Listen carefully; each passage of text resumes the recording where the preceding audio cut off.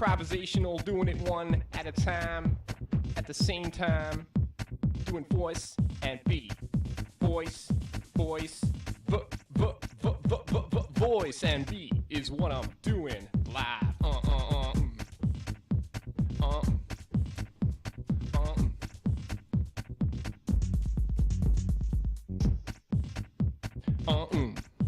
Yeah, LIB back again, yo. Yeah, coming from Society Hill, Philadelphia, Pennsylvania. I'm here to tell you about a substance that can be used for many things. It has numerous purposes, which I will describe in the following song.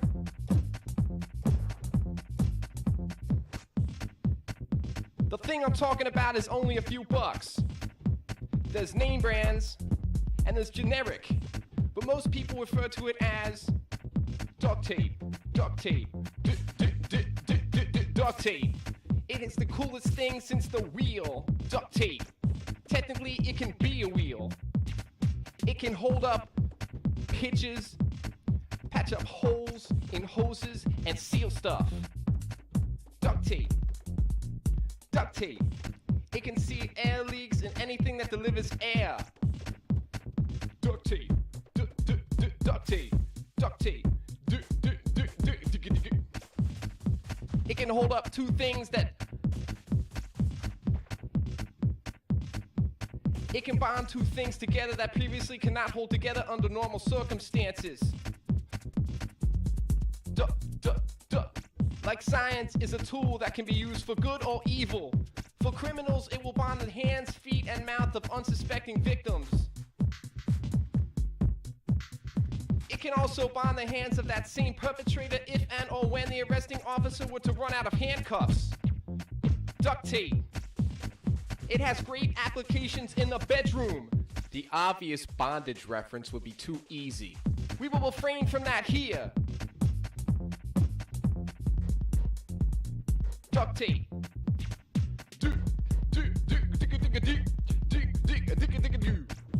Duct tape.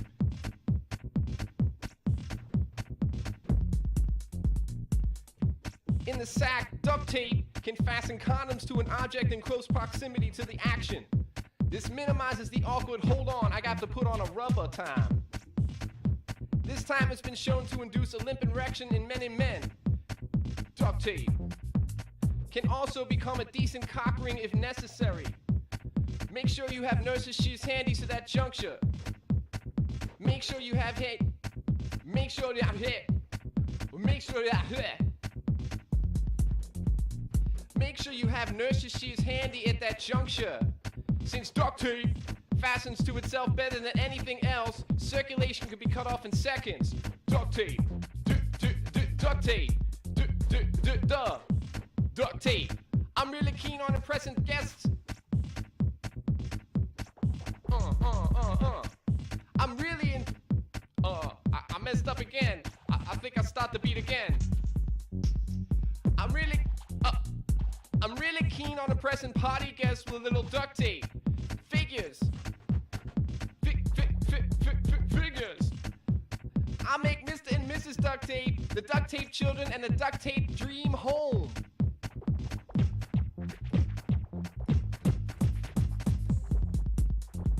Duct tape.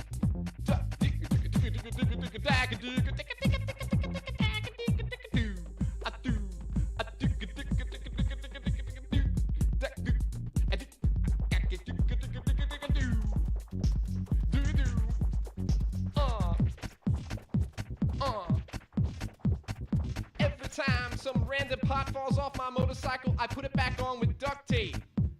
I have this bracket installed on my Kawasaki that stops the center stand from hitting. It stops the center fan from. It stops the center hand. It stops the. It stops the center stand from hitting the chain. I had to use it when I got the Mac 4 into one exhaust performance system. Sometimes the bracket comes loose. When it does, I call on duct tape. Duct tape. Oh my Duct tape. Duct tape. Duct tape. Duct tape. Duct tape.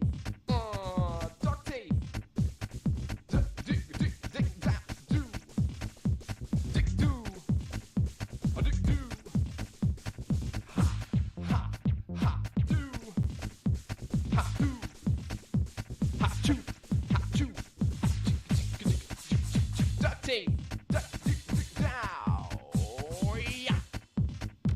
I used to drive a Chevy Astro minivan. One time the radiator hose got a hole in it. I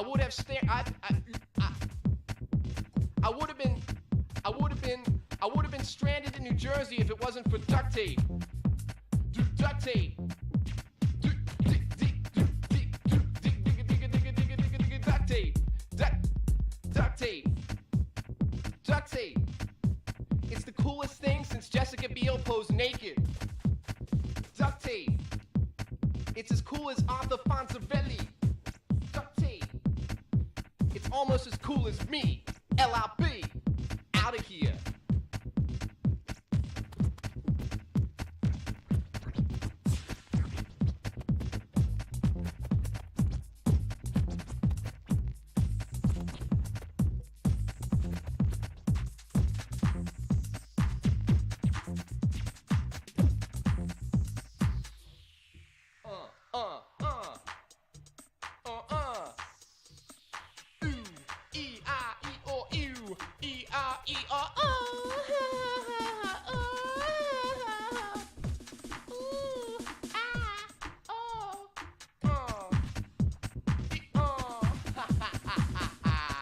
Get some duct tape, yo.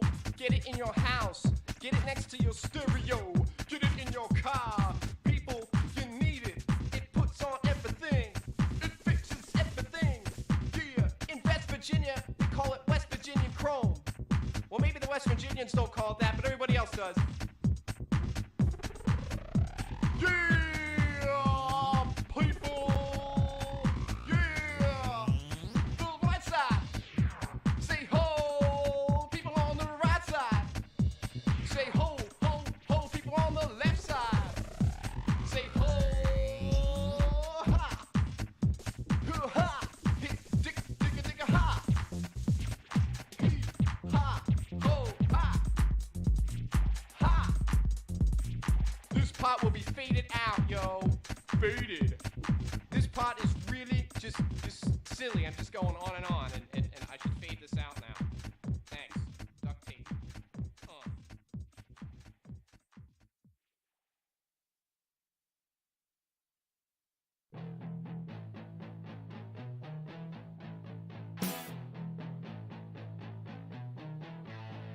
Leon's mom has got it going on. Leon's mom has got it going on. Leon's mom has got it going on. Leon's mom has got it going on. Liam, can I come over after school? After school, I can kick your ass and throw you in the pool.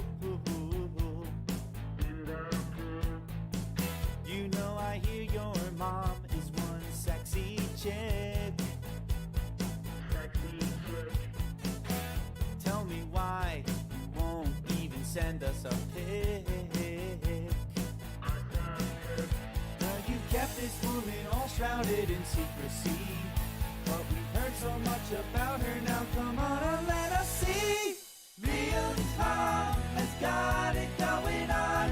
We want to see it. We've been waiting for so long. Liam, you can't see, but your mom is a hottie. I don't think it's so wrong to get a pic of Liam's mom. Leon's mom has got it going on. Leon's mom has got it going on. Liam, I remember calling you on the phone. On the phone, Your mom picked up and said that you weren't home. we're home. Just hearing her voice left me in a trance. a big wet spot in my underpants. Now I know this is just a little fantasy, but if I date your mom, I can be your new daddy. Liam's mom has got it going on. I want to see her in nothing but a thong. Liam, can't you see? Your mom gives me a stiffy. Is it really so wrong to want homegrown from Liam's mom?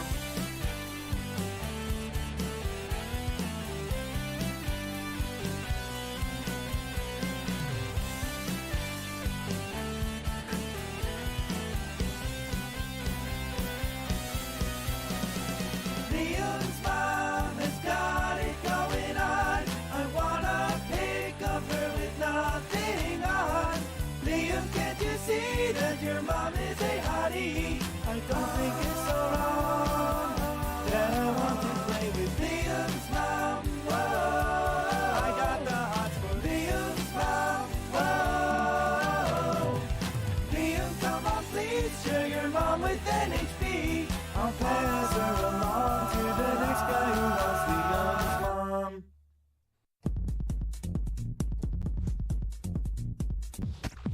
I'm here to tell you about a substance that can be used for many things. It has numerous purposes, which I will describe in the following song. The thing I'm talking about is only a few bucks.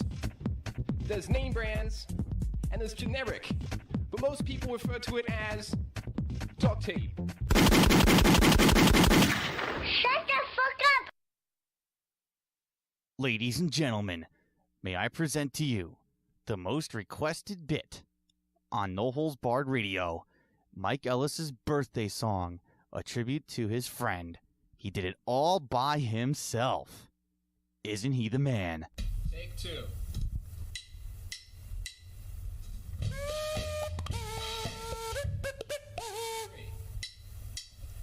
Happy birthday, Mike Christakos.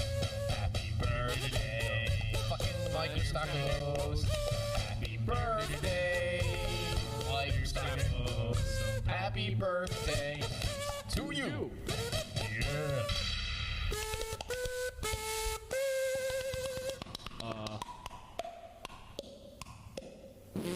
But whatsoever I play, it's got to be funky. Funk, funk, funk, funk.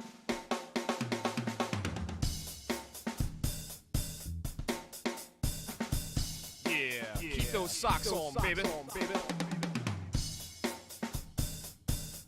Keep those shoes out of my closet now. Huh, here we go.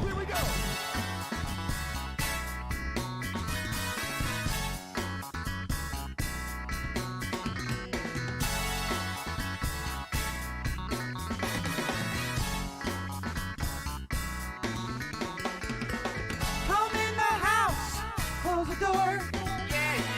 Take off your shoes, kick across the floor. Smell this funk, I ain't smelled before. You stinking feet, I can't take anymore. Got some funky feet, ain't no foot powder that can make 'em smell sweet. Got some funky feet. Oh crap, I have to pee. I'll be right back. Funky. Holy crap, I got to pee. Funky. Oh, you're gonna pee. I still have 2 minutes. All right. Well, here's some more funky feet. Got some funky feet now. Funky, baby. Smelling bad. Oh, yeah. Feel the funk, yo, baby. Your foot odor is like a hammer to the head. One whip of your feet, and I wish I were dead. Come home from dancing and you want to get it on. Feel the funk, I'm yo. begging you to keep your damn shoes on. Got some funky feet, worse than a dumpster full of rotten meat. Got some funky feet. The smell that stench is really not a treat. Now. Do you bathe your feet in skunk spray to get them to smell that way? Got some funky feet now.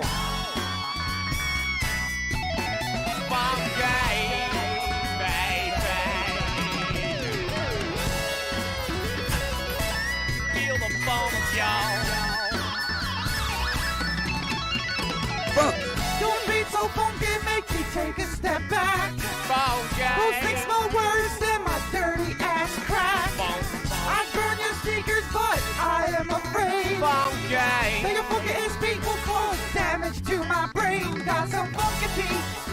funky feet, I'm yeah. gonna throw on your shoes on the street.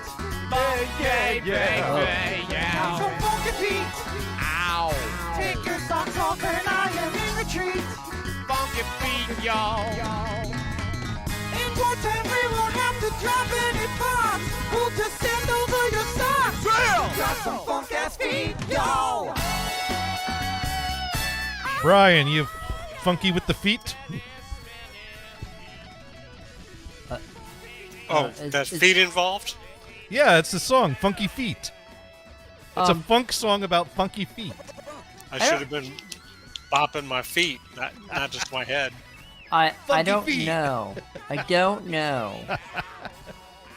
You don't know. I think that might be a thing on the internet these days.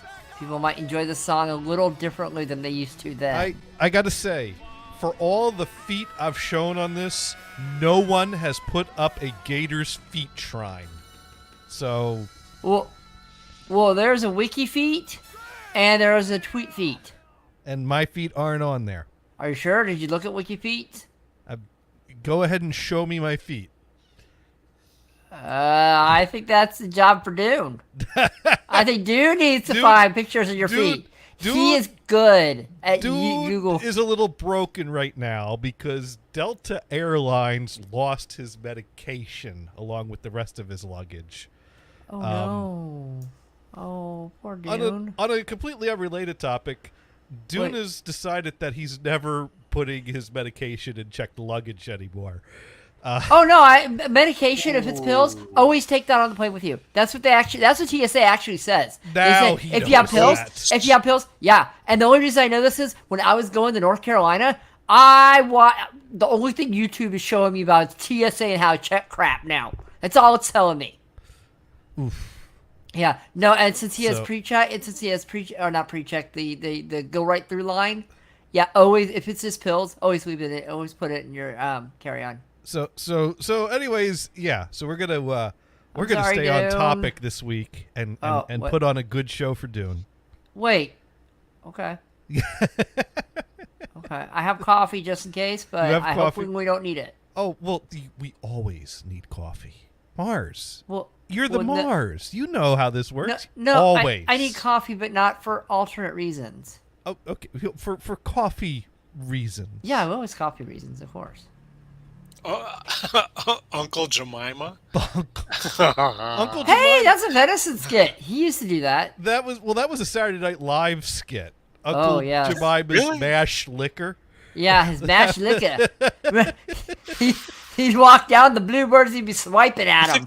I think I have too many teeth for that. You have too many Oh. teeth for Uncle Jemima's mashed liquor.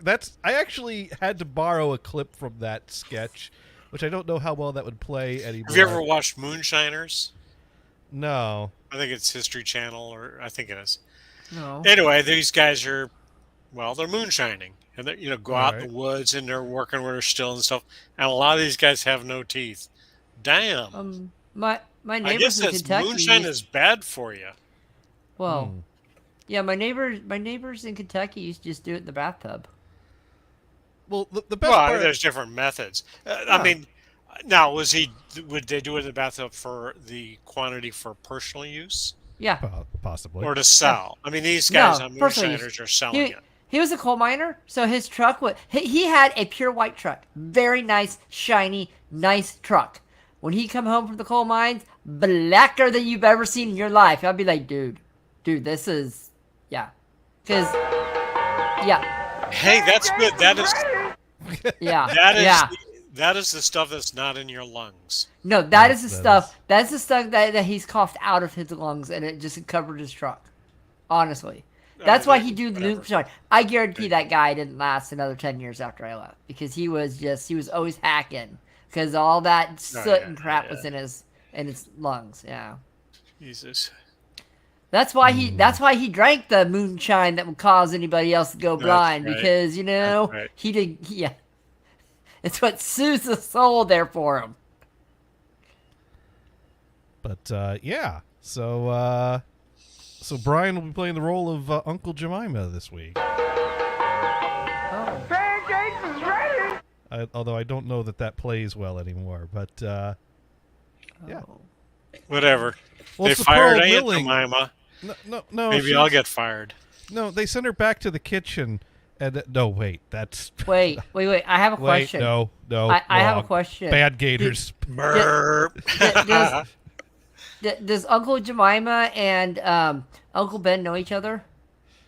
They might be wife swapping. Uncle Ben had a wife. No, wait a minute. Well, Oh wait, what was the guy from the oats box? Who was that? That was that was the Quaker. the Quaker guy too. There's a Quaker guy too. Uncle Quaker. Uncle Quaker. Wait, did he have the junk? No, wait, can't say that. Oh. So you might need to put the NSFW tag on your on your Twitch stream this week, or that would be well. It's implied it's not safe for work, but now this is not safe for human consumption. Yeah. I'm not popular enough to get canceled, but Uncle Cracker. right. That was a dude. That was a dude. That was a guy. Oh, okay. He was. Didn't he have a song, or he? I thought he had an album. I mean, what did he do? He did something. He did like scary screaming music, didn't he? I don't remember what he did. I don't know. I kept mixing him up with Limp Bizkit because they were both like things that crackers and biscuits are food. So like, I as far as I was concerned, they were both the same act. If your biscuits are limp, you need another pill. Yeah, but if your cracker's an uncle, I mean, I don't know. I was thinking, food. I was thinking of food. Uncle Cracker. I thought it was food related. I really wish you could play the old Saturday Night Live skit from the 70s with oh goodness, it was Richard Pryor and the other guy. Oh God, they had a talk with each other. Okay. Basically, they're calling each other names, and one called one a honky, and the other one called them the N-word, and the other one said Richard Pryor looks at him and goes, "Dead honky." Oh yes, the word association. The word association. I wish that was okay still, because that was hilarious. Back in that one is hilarious. That was what Chevy Chase and Chevy Chase and Richard Pryor. That was really good. They put out a Saturday Night Live album, which I own an 8-track copy of, and it has that on it. Oh, does it really? Oh, good. Apparently, the album was not a good seller, and why not? No, well, because it's a TV show. I guess you know what? You take away the visuals. That just makes your 8-track worth that much more. Yeah, 55 cents. What? That much? Is that per track? I don't know. It's a rather common tape. It ain't hard to find. The record, I imagine the record could be had for $1 quite easily. Okay. So, anyways, yeah, it's not on YouTube. So what do you say about that? I have good news. I just saved a shitload on my car insurance. No kidding. No, I still, I just realized as I said that people might interpret that to mean that I got rid of the car. No, I've not done anything about the car. It's still sitting in the driveway with a solar charger cooking the battery. But boiling off all the which don't matter because it ain't going anywhere anyways. So I may as well overcharge the battery to make up for all the years of undercharging the battery.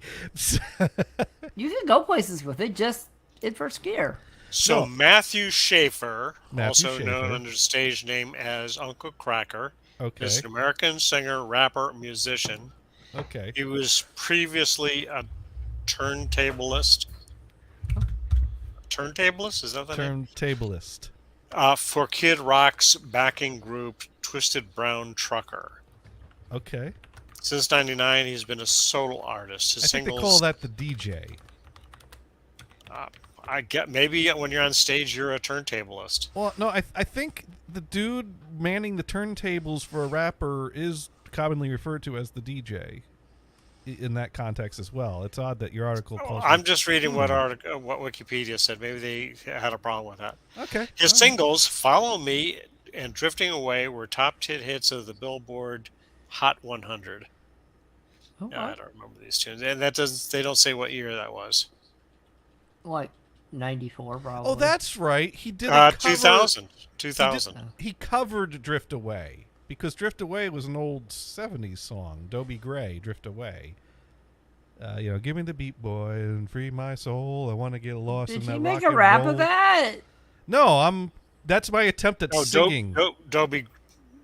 Right. Dobie Gray. Right. Oh, same year. Right. He covered it. He crackered it. Covered it. Oh. Right. Oh, that's sad. Right. Oh, well. So no, but anyways, the good news is that I have finished my upgrading and tweaking and growing of my Open Media Vault server RAID nice. 5 array.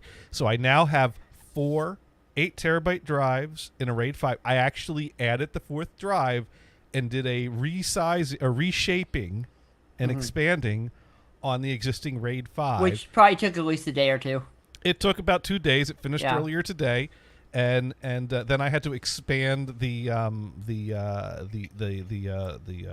file system, and so now I have 9.67 terabytes free on, whereas before I had like 2 terabytes free. So yeah, I have about 2 terabytes free, but I have a 8 terabyte hard drive connected up. So I've got my 2 external backups, one off-site, so I could swap the drives back and forth and keep an off-site backup. I've got OS backups of the OS disk, and my Open Media Vault's all up to date with all the latest updates and everything. And it reshaped and resized without breaking down and totally trashing everything. So yeah, everything is looking awesome on my media server. yeah, hopefully you get better responses and whatever from Plex as you've updated Open Media Vault. Well, I'd had no problems with the Plex response. Plex sometimes has a way of stopping the service. Mm-hmm. And that part I've not changed any because someone helped me set up the way Plex is currently working on the server, and I have notes, but I have no idea what they mean. I could probably decipher them, but I'd have to basically spend some time deciphering them. If I had to rebuild this from scratch, that would be a project. So I was quite happy that I was able to just grow what existed and keep that. Just try to remember who helped you. So you can ask the person again. A dude that has gone way above and beyond and doesn't deserve to ever hear from me again. I will tell you when I get a full NAS. You know how Linux are a lot of times elitist bricks, and then I'm like, I turn into full on asshole mode. Well, this guy rose above the elitist bricks and helped me while I was in full on raging asshole mode, and spent weeks just working with me to get him logs. He could look at the logs, change things, try to make sense of what I had, and basically just build a new Plex server from scratch and migrate the data over from the old one. I'm gonna tell you, Gators, I'm lazy. If I did, since you already had the hardware, so I see why you did it. But I'm just gonna buy a freaking Synology and stick drives in it, and it has Plex server built in and stuff. So I'm just gonna do that. Skype. We're all left. Who's Skypey? We are all left, so I got to wiggle some wires. Does this actually work? Hey, it's a Dune. It does. You know what? You know it works better if I turn everything. I got like 2 TVs blaring, and don't ask me why I have 2. It's a long Dude's story. multitasking. That way you get stereo. He's what? That's He exactly has what 2 it is. TVs and Twitch going at the same time. He's multitasking. If you want to get technical, Whoa. each TV has 2 speakers, so there could be some quad up in this bizatch. Whoa! Nice. I'm feeling a little punchy, boys. Oh God. Sorry, Dune. So you're getting your luggage this evening, and it's evening. evening. And here's the best news. It says deliver by 1 a.m. Oh. Which I don't know what that means. 1 a.m. That means 3 a.m. I think is what that means. I mean, I'm all sticky and nasty. Well, you could shower. Well, but what am I going to put on? I'm not going to walk around here. Wear in my the towel. skivvies. Do they have robes? No, it's not that. It ain't that kind. There ain't no mashed potatoes around here either. What are you going to put your dick in? Mashed potatoes. Oh, no. Yeah, Thank you, Bars, for the mashed potato reference. Have you guys ever heard of it's a Hilton brand, Home 2 Suites? Have you ever heard of that? No, I've not. They're very cool. They're sort of like the Home Wood is like, you know, it has the kitchen and the living room and all that dining room stuff. The Home 2 is like a slimmed down version of that. Okay. Where it's got a kitchenette, and then it's really kind of. I need to take a picture of this. It's like very. It's very minimalist, I guess. And you're not within walking distance of a pants and mashed potato store. No. No. Do they have those? Yeah, they're called Walmarts. I should have went to Walmart. Yeah. Walmart. But supposedly my stuff's supposed to be here, so that's why I didn't go. So now, did you actually have to go in and do work today? I did. I went Johnny style. Well, I only do that from home, but you got to live the dream. I did. Pants free in the office. Yeah, I was totally pants free today. Yeah, 100%. I used to do that like in the midst of the pandemic when the office was nearly empty. You know, everybody there is convinced that this is just how we are. One dude's got shorts and flip flops on because that's all he had. You know, it's like at least I had shoes. So, I guess. Sparky Toaster saying apple pie, just dude, like warm apple pie. Yeah, I know. I'm still hungry. That would work better than the mashed potatoes. Dang it! We keep talking about food. I could order more stuff, I guess. You could. You absolutely could. I don't know. I didn't see what they had downstairs. They got like a little pantry thing. There's probably some ice cream down there. You know, like DoorDash will stop at other stores along the way, and after you put your order, they have the countdown count. So you could order dumplings and a pair of pants with a side of mashed potatoes. Oh, you could knock on your neighbor's door and say, "Hey, do you got some pants I can borrow?" That is one thing that's weird about this place. I've never been in a hotel where to use the elevators you have to use your card. Wow. That's interesting. Now I'm kind of okay with it because it does make for security. But I guess what I heard is they make DoorDash people walk up the stairs. And I thought, boy, how do you like a happy person on the 5th floor? And they just trip. I would meet them in the lobby. Well, I would tell them, yeah, I'm not going to. No, I would do that. Yeah, if I ever order DoorDash, I'll just tell them to drop it at the desk. I'll go get it. Yeah, I like some pants. I mean, Thanks. We're sitting there like idiots. We go in there, walk into the elevator, and the door shuts, and we're pushing the buttons, and we push the numbers, and they light up, and then they don't light. And it's like, what's going on? And I finally, there's like a sign right there. Use room key to activate elevator. And I was like, you gotta be kidding me. Is that because? You're a dumbass. Yes. Yeah. Dune, is that because that's where they house the jurists? Maybe that's a jury pool. I guess we stayed at a place in New Orleans where, the courthouse was across the street, and the hotel was like a jail. Ooh. Oh, no. There were cameras all in all the hallways. I have to say, I mean, it does make for a safe. I get that. But the dumb thing is if you can get in the building, you can walk up the stairs. So it's not that. There is a little security leak there. Have you ever met a criminal that was like, man, I would have scored, the hotel, all the stuff, but I hate stairs. Yeah, just didn't feel like going up the stairs. Weren't for those stairs, I would have hit that place. This 47-inch TV would have been mine. But yeah. Right. That's true. Oh, it kind of took me by surprise, but oh well, it is what it is. Yeah. Raleigh, North Carolina, yay. Yeah. Been there, done that. Go Beavers. I don't know. I'm just kidding. Beavers. Raleigh Beavers? I didn't know that. I don't know. I was going to say go Polar Bears. I was thinking of that a Big Bang Theory where the guy, where they had the guy that was doing the. ever since Physics bowl. The physics bowl. no one can say the word beavers without being teased anymore. It seems. Why? Or maybe that's just Yeah. me, because when I was in This high is school. Well, when I was in high school, there was this. All right, so I was in marching band for all 4 years of high school, and there was a dude named Carl Boos, Boos. You know what? If he teased you about beavers, you tease him about booze. No. So Carl was the guy that was in charge of writing the charts for where we would stand on the field. You know, what pictures we would make. So he had basically all these pages of charts of these different pictures, and then we would spend a week at band camp practicing how to march from one formation to the other formation to the next formation and carry our charts with us and, you know, learn the routine. And Carl Boos was the guy that put the charts together. But Carl wasn't always available to be at the rehearsals. But one week, Carl was available. So he came out to check out what we were doing with his charts.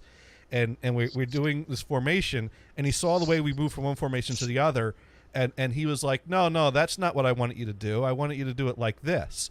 So he's like, you know, you all come forward here, and you all come here, and you all come here. And he basically instructed he instructed each and every member of the marching band that wasn't me to march in my direction, is my version of this story. And Did go! you run? Did you run the other way? Well, I didn't know that until I got run over by the entire marching band from behind me in the left side and the right side, while I'm happily isn't that looking nice? forward. And now basically he had the row of like trumpets back up towards the row of mellophones, and we were supposed to merge in a way. But when people are walking backwards, they can't see where we're going. He didn't give us time to figure this out. It was like and go, and I got ran over by the trumpet section, and I blamed him for that. And I didn't like that. And so I walked up to him and I said something to him, you know, I hate to break this to you, but this isn't working. And he didn't like my creative criticism. No, In my defense, I had just been plowed over by the entire you know how many trumpets there are in the trumpet section? You see these footprints on me?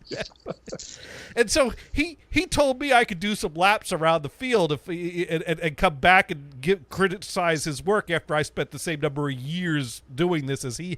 Like, you know, why you go to school for this many years and do this and do that, and then you could tell me how to write my charts. You go run some, and I pretty much looked at him and said, I ain't running no laps. And and he didn't have Sister Dolores nearby to back him up, so that was the end of that. So I just went back into formation and proceeded to duck and cover the next. Well, then he came and he basically was like, okay, what you need to do is this, that, and this, so that you all don't plow over Mr. Krabby Mellophone player over here. Oh my God! I'm paraphrasing that. You were the only person that got hit, though. I mean, how'd that even happen? I don't know if I was the only one that got hit, but I was the only one that got hit that I cared about at that moment. I would have called you a Krabby Mellophone player. He didn't. I got it. I'm He didn't call me Krabby Mellophone player. He came in and instructed us and cleaned it up. I'm just giving the TV version of it if I wrote this into a sitcom. You know, so, but the point is that at that point I hated this guy because he got me run over by the trumpet section, and I'm sorry to go off. And he told me off when I got mad at him for it, and I felt I was justified to get mad, so he wasn't justified to tell me off for telling him off. So at some point, we're doing a rehearsal, and he's sitting up there on top of the ladder to watch the formations and yelling out orders to us and being a general asshole like he is. He was this guy that always did this thing where he'd halfway into an instruction, if he felt he wasn't being listened to enough, he'd stop the instruction and do, yo!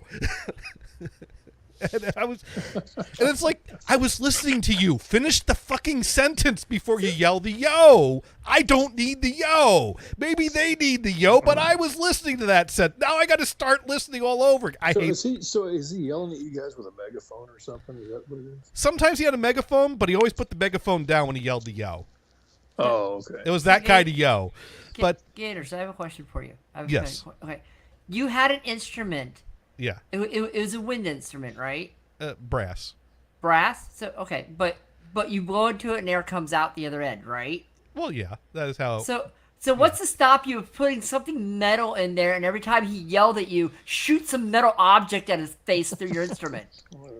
2 words. What? Sister Dolores. If she didn't see it, it didn't happen. Gators, if she didn't see it, it didn't happen. She saw all except for the time I told off Carl Booze. Somehow she missed what? that You know one. what? But that was the only thing she missed. You know what? Have you ever heard the skit "Boot to the Head"? Boot to that. Boot to the head. Oh yeah. Oh yeah. Is it I'm sorry, yourself Sister that's Dolores. still around? Bam, got you too. Sorry. So at some point, I made a comment to someone going, I really wish someone put a beaver under that ladder. Oh. Because I'm sure that was you the would joke. enjoy that. And forever people thought for some reason I was talking about putting a bunch of female genitalia under the ladder. I don't. Yeah, he would like that, wouldn't he? Well, maybe he they wouldn't. I don't tease know. me about what was that deal about a beaver under the ladder? I'm like, no, because the beaver chews wood, and then it would it was a wooden ladder, and it would have knocked him down, and he would have fell, and I would have been happy. No, Gators, but if you look people at it this- taunted me for the rest of my time in high school. They ought to put a beaver under the ladder. I'm like, Is it just me that was didn't funny. Put those two things together. What's that? Is it just me that didn't put that together? Beaver under the ladder? With the wood, yeah. Well, you were picturing a metal ladder. I didn't establish it was a wooden ladder, so That's exactly that what it was. you didn't have the right image in your head. That's because your You just scaffolding used is wood. metal. Thank you, Sparky. So, Gators, I have a question. Yes. So what you do? They go, well, why would they put a bunch of females underneath the ladder? You'd be like, well, we just want to know which way it goes. So is this cat still around? Do you know? Carl He- Booze?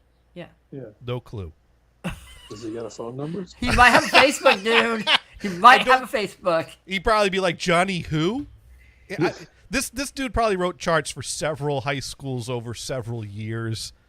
I'm not even a blip on his radar. You know the crappy mellophone player, that guy? This guy's met a lot of crabby mellophone players, I'm sure. I don't even register at all. I am a stranger to him, I am sure. Well, it'd be funny if you weren't.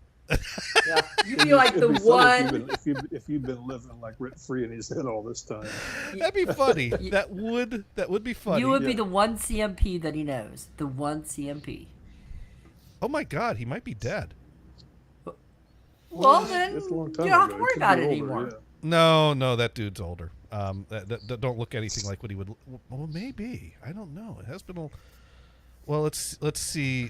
Carl Booze, Easton, Pennsylvania, born 1949. Grew up in Piscataway. Wow, he's an old fart. Plastics extrusion manufacturing. So not music. Well, maybe he went Maybe to he got sick plastics and tired of extrusion. teaching. I make more money doing this. Yeah. No, this ain't the same guy. This ain't the same guy. Pretty sure that's not the same guy. Don't look anything like him. Maybe he said, I'm tired We of could- dealing with all those We could call dang up players. Senior Douchebag and see if it's still. Died suddenly when he fell off a ladder that was chewed by a beaver. Huh. Did you happen Stick to with the see same that Instagram thing I sent you with that recording school? That was pretty cool. I don't know if you caught that. Which thing was this? It was an Instagram thing I think I sent you, and it was an Instagram page for a recording school. Recording school. Yeah, and it was cool because they were using all the new type of stuff, which is kind of it just made me think about your old what you did. That's just like a more modern version. Well, I mean, my school kept up with the technology, and I think Senior Douchebag's still teaching there. I guess we could have him on the show sometime if we don't call him Senior Douchebag. Yeah, that's Oh. probably okay. I can't promise that. Yeah, that's true. Somebody might type it. I can't promise We that. we could call him ODB though, because he told us to call him that. You know what? That's when you make sure Gothard's on the show. Hey, Gothard, guess what? Oh yeah, Your he would- bestie's yeah. coming on the Gothard show. would never pull punches. There we Oh go. no! I think Gothard maintained. Well, then again, Gothard was good at being quiet, and keeping his negative feelings to himself. He was, but it's been a couple years. I think me and Gothard both probably had a lot of the same feelings towards him. But if you asked him which one of the two of us liked him least, he'd go with me because I was the most vocal about it. Whereas Gothard just stayed quiet and collected his good grades. Sparky says he promises not to call her. You're not kicking and screaming. I'm pretty sure Gotha was the one that came up with the name Senior Douchebag, and I don't know where that came from. I'll have to ask him that. No, Like, remember, did you- Gators, he was quiet, but that's because he was in the class. Now that he's not in the class. So even Sparky says he promises. Yeah. He may or may Brian not can't have his promise this, crossed though. behind his I don't back. know how I can entice him to come on the show, though. I mean, I almost Facebook feel him. like if I brought him on the show, his reaction would be, "This is you took 4 years of classes with me, learned how to run sound, and this is what you did with all of that." Yes. Yes. Your point is? It's as good as Hey, it gets. Wait, did we ever establish that? Did you ever get credit on that quad album you helped with, or did we were mad because you didn't get credit right? Oh, that's right. I did not get well. The thing I didn't get credit for was the tape transfer of the quad 8-track of Rick Wakeman Journey to the Center of the Earth. God, that I was wish used. you did, because that right there would have been the good one. Oh, by the way, check this out. Yeah, I got credit for converting a quad 8-track tape to digital. Well, it was actually an accomplishment, but it is kind of silly too. I mean, it's. I don't think so. It's what's silly is I am more proud of you than you are. That's what's silly. Well, it's something In a I've done. non-creepy way. It's something I've done so many times, though. And I don't know. But it would be nice to actually make some money at it. Well, to me, it's bittersweet because I would have rather that they didn't need to use that the master tape would have still existed. Yeah. I'd be much prouder if I got in the industry and was remastering master tapes to DVDs. Well, that'd be cool. Yeah. That would be cool. That was the dream. But you know, the world needs ditch diggers and computer repairmen. But And hopefully not at the same time. not at the same time. And elitist pricks. And elitist pricks. And so far I've only ever dug one ditch in my life, and I'm going to leave it at that. It was a ditch that got shallower as I went on. What's that? It's 8:30. Do you know where your bag is? Well, it's not in the hotel room. We know where it ain't. We know that. Oh, by the way, I did retweet your tweet and tag Delta on it just so that they could be appropriately. Why would you do? See, this is why we can't have nice things. You need to know how to properly Twitter shame someone. Oh, I okay. know. Dude will never get his bag now, and they're gonna say, we were gonna send you your bag, but some senior douchebags did a retweet of it. How and are now they we going to just don't put care. 5-Hit Dune together with your real name? That's true. It might. So I'm walking through the airport with my hat on there, like, hey, wait a minute. There's only two dudes that wear that hat. That's right. There's only you two ain't the guys. other one. That's right. That's they're not the both faded one. And they're both on the radar now. Thank you. Oh man, I do love how you noticed how faded my hat is in that picture I sent from the beach. it is very faded. That's I wear it all the time. Yeah. That's my go-to hat. There you go. I'm proud of you. Makes me feel good. Mm. There you go. Well, it's my favorite type of hat. Free. There we go. See, you douchebag? I got sound effects too. And they all hear the sound effects because I'm routing the sound properly. That's See that, and see, nobody understands that how much that everyone in really this can- room understands. Well, that. you're right. Everyone in this room. He The rest pushes of the go the button. people are all hearing everything cut out because of the automatic. Yes, dubbing. today's generation of Twitch streamers don't know how to do that. No. So they just no, don't. do not. Yeah. They just rely on audio cancellation. They don't. We don't get it. It works well when somebody's talking. It just doesn't. But the music won't play. That's usually what it is. You got to have the fancy stuff that really does the cancellation instead of the gating. Yep.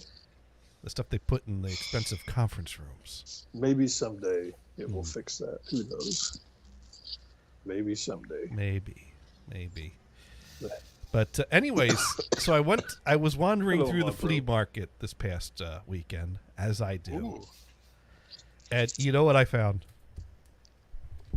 Fleas. Fleas. Yeah, no. Well, I did. A Bundy Blue iMac. Bundy. No IMAX. Eight tracks or radio. Oh God, you didn't bring a radio home, did you? No, I didn't. I did pass on an 8-track though. There was a Led Zeppelin 1 8-track. Sparky's got a good one. Another old TV. Another no, and the Philco's still next to me. I've got to put the Zenith that's in the basement back together before I tear that one apart. No. An old NHB. I don't know, an old NHB CD collection set that someone didn't want anymore. I have 2 of those already. Did you find them at flea markets? No. Oh. I bought one, and Kristen bought one and gave it to me. Oh. And mine was sent to me in CDR scribbled on with marker in orange envelopes. Kristen's had jewel cases with printed sleeves in them. Yep, I know where that came from. I suddenly felt ripped off when I saw what she got versus what I got. Those are the ones she got. The one I did. I didn't realize they all weren't created equal. No, they were not all created equal. Well, I bought mine. To be fair, I bought mine when they had the blowout sale. That they were getting rid of the box set forever. Buy it now and selling it dirt cheap. And I'm like, I sent Damon an email. I said, "Has it got shit in the microwave on it?" And he said, "Yes." So I ordered it. True story. You asked if that or not duct tape? I found. Well, I didn't know about duct tape. I learned about duct tape from the box set. Oh. But now, what is that's funny? So it was just they were just DVD or DVRs or whatever. The CDRs with marker on them and orange envelopes with the window inside so you could see the CDR. Yeah. I approve. Wow. But no, I found the home game for The Price is Right. Ta-da! Everything you need to play Price is Right is here in this box. In We this could small actually little play it. box. Oh, we could. Is there a mini Plinko in there? Now what's that play on? It's not a DVD game. It's not a CD. It's a game. I would call it a board game, but there's not exactly a board. I think it might be missing some parts though, but it was only $5. Well, I mean, does it make sound? No. Does it have a mini Plinko in it? You gotta. There's no Plinko. How about the yodeling guy, the avalanche thing, when he goes up the hill? No, it's got these 5 cards, which each have, a game on each side. So you only have 10 mini games that you can play, which are Lucky 7, One Away, High Low, Any Number. What's this one? Oh, Switcheroo. Hmm. Oh, this Secret. You changed the number. I remember that one. Yeah, I hated that Secret one. X, where you have like an X hidden under, and you gotta guess prices to get X's to get 3 in a row. Squeeze play, where you have you gotta pick the number out to squeeze in to get the right price of the Safe Cracker. That's the one where they play the Pink Panther theme. Oh, okay. That's cool. Danger Price. What about a big wheel? And 3 Strikes. So are those? What is that, like dry erase? No, there's a bunch of little number cards here that you can do what you need to do with them. Little cardboard squares with numbers and X's and things on them. Oh. So, and then there's a bunch of cards here with different prices and prizes on them that I haven't actually read through all the instructions or sorted these all out or played them all, but there's different cards that here we go. So here's an example of Any Number that will show you which numbers go where for the price of a car, an appliance, and a piggy bank. On the back here, and then it's got switcheroo prices for car, vacuum, drill, clock, clothing. But I don't know. What about? I was going to say, wasn't there like a 8-bit Commodore 64 or something version of? I do have Price is a Right. I do have a PC game for Price is Right. So I think you know what I think I'm thinking of. Wheel of Fortune, Jeopardy. Yes, And- yes. I have Wheel of Fortune. It was Wheel of Fortune. Yeah, Wheel It of was Fortune the works one, better. It was the one with the girl. Yeah, what's her name? Vanna White. Yep. I had that Right. in As opposed MGA. to 3 or 4 girls. Right. Well, that would make it better. That I mean, Price is Right had Bob Barker's beauties that he was totally. Yeah, It seemed like I remember seeing like a Where Are They Now, and they're they've aged a little bit. Was Bob Barker little using his lot. long skinny mic with Bob Barker's You have to beauties? search for that, Johnny. well, I know what the story was is that one of them accused him of some kind of inappropriate behavior and left the No. show. Not Bob. He that- has a long skinny mic. That he is, almost made it to 100, didn't he? Is he gone? Did he die? I think Yeah, he he's. passed away. Oh, did he? Yeah, I thought he passed away. That's why I thought you had him on the thing. Alexa, No, how no. old I, is Bob I Barker? think he's still alive, but he's getting close. And Are you sure? You better Oh, check. he's- I swear, I thought he. Alexa, I thought is he Bob passed away Barker like dead? Today. he is still alive. Age 99, Alexa, December Is 12th. Bob Barker dead?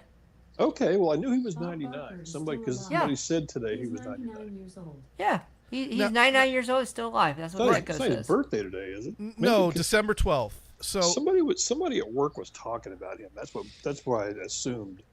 That's because a sad assumption. I'm sorry, Bob. because what I mean, I was thinking of remember Betty White. We all thought she was going to make it to 100 to the point where they She died printed. like, what, 5 days before her birthday or She something? died days before her birthday. They already printed the article celebrating her Yeah. turning 100, and she Yeah. didn't. Oh, man. So I'm make it. thinking like the same thing's probably going to happen to Bob. It's really hard to get to No, that 100. don't say that. Stop it. What I Stop say, that. no, I hope he does, but no, yeah, there was controversy that well, the part of the story I know is that he wanted Holly to come to his defense and kind of hit the talk show circuits or the news circuits to Wait basically. a minute. You said Vanna White is dead? No, No. No, no. What did you say? we thought Bob Barker was dead, but he's not. Well, I know, but what were you saying about Vanna Oh, White? Betty White. Betty White. Oh, Betty White. Okay, I was going, Yeah. what the hell? Oh, No. that. Vanna White just They're resigned not with- related, are they? But we're talking about reaching 100. Is, Yeah. is Yeah, the yeah, yeah, yeah, connection. yeah. People Vanna that White just stood a signed her that contract. have come within striking distance of reaching 100. Well, let's think about this. It always happens in threes, right? So we lost Pee Wee. We did lose Pee Oh. Yeah. Is there any before him that we can think of? Because otherwise, we got two more, which is sad. I hope your luggage shows up on time. By 3 a.m. Sorry, Sorry, dude. Except dude. what, I've been Otherwise, watching dude. Midsummer Murders, the British show. Johnny's gonna be in that U-Haul coming to hit And usually they kill 3 people at an episode. Wow, that's a lot of people. I know no. it. Fortunately, Midsummer, UK is a very large place. Don't say it, Johnny. I know you want to. Johnny wants to leave my house with a stack of hard drives and some notes. Oh, no, Yeah. no, dude. No dying, dude. You're not allowed. Oh well, he'd actually, now that I have that that KTEL thing I haven't sent to him yet, I think you're right. I think you're right, Sparky. Actually, it He'd is want pretty that. loose. He'd probably grab the 2 cactus. I'm thinking.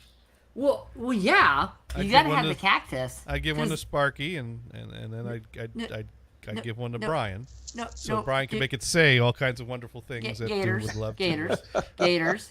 Yes. No, what you do with the cactus, you bring them to the funeral so they'll dance at the. Sorry, that's wrong. But you know what?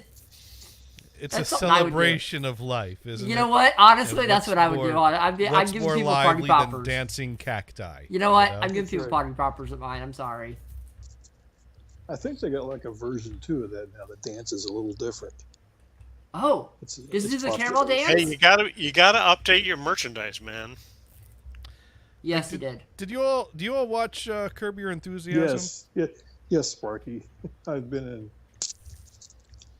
North Dude has no Carolina for 2 pants, days. Sparky. Dune has no pants. He is talking to us without I pants. have no pants. You know what? right He's now. going Gators. There Mod, are no Mod pants in Pro's this like, room. yay. Sorry, dude. No pants So- for you. Mod Pro says, yay.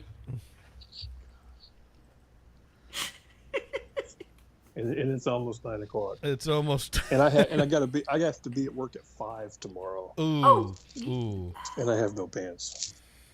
Yeah, yeah. I When gotta I wake went up to- at 6 to catch the train. You got to go in tomorrow. Yeah, Tuesdays, but I'm down to going in 1 day a week for 3 weeks, and then 2 days a week the 4th week.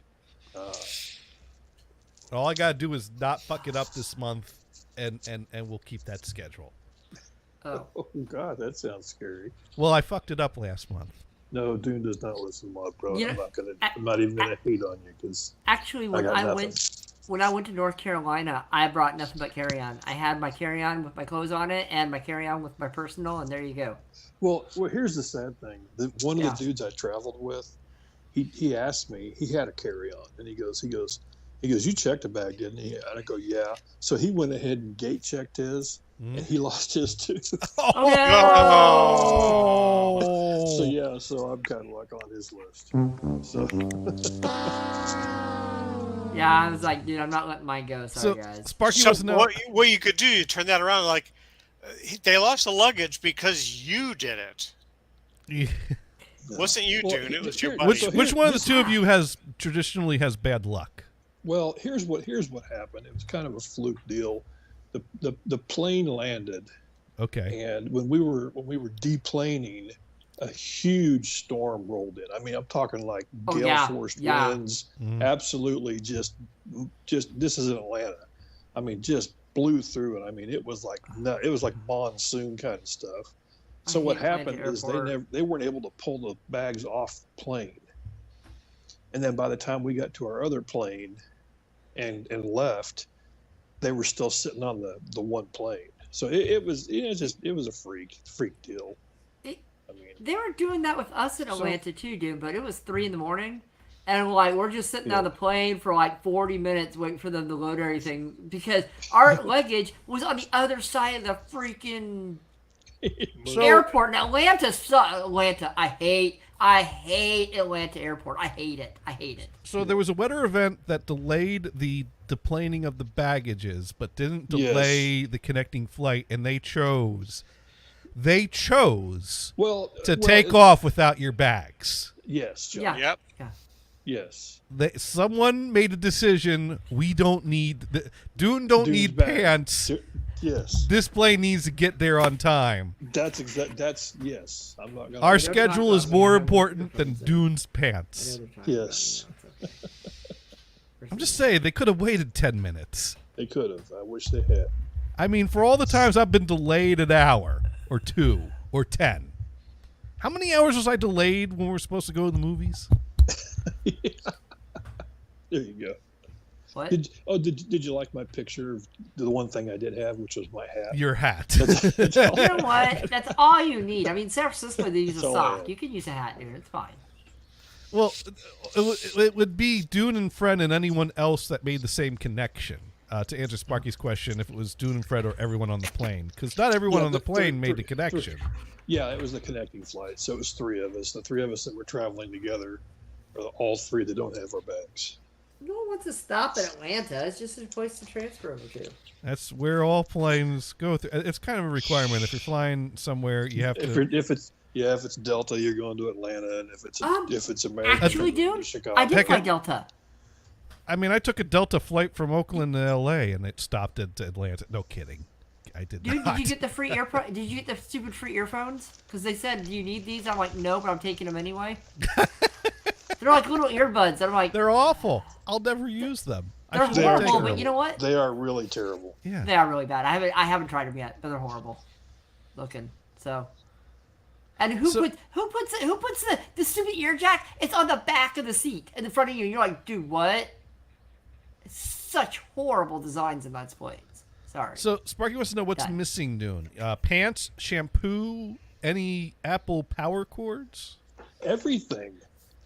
I got two Chromebooks in there, my iPad, my. So your phone is on everything. battery power until this bag shows up. No, I went and bought a cord. You bought a cord, but you didn't buy pants. No, Priorities. no, I had. Thank you. I had a cord. I have my computer bag. I have. Okay. But all the other peripherals that I'd pack, don't have. All the stuff I use for work that I always pack in the carry-on or in the check bag is just so heavy. It's too big. It weighs too much to put in my backpack. Yeah. So where did you stop to get that cable? Oh, I had it. No, he had it. He didn't buy it. He had it. Oh. He bought it long ago. Yeah, I had it, luckily.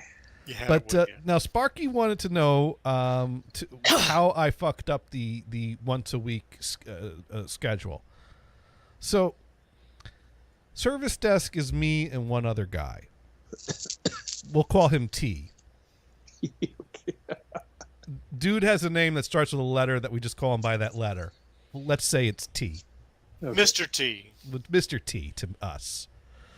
So me and T are, T has been brought on. He's been brought up to speed. He's been brought on full time. He knows how we do things now, and we like him better than the last guy.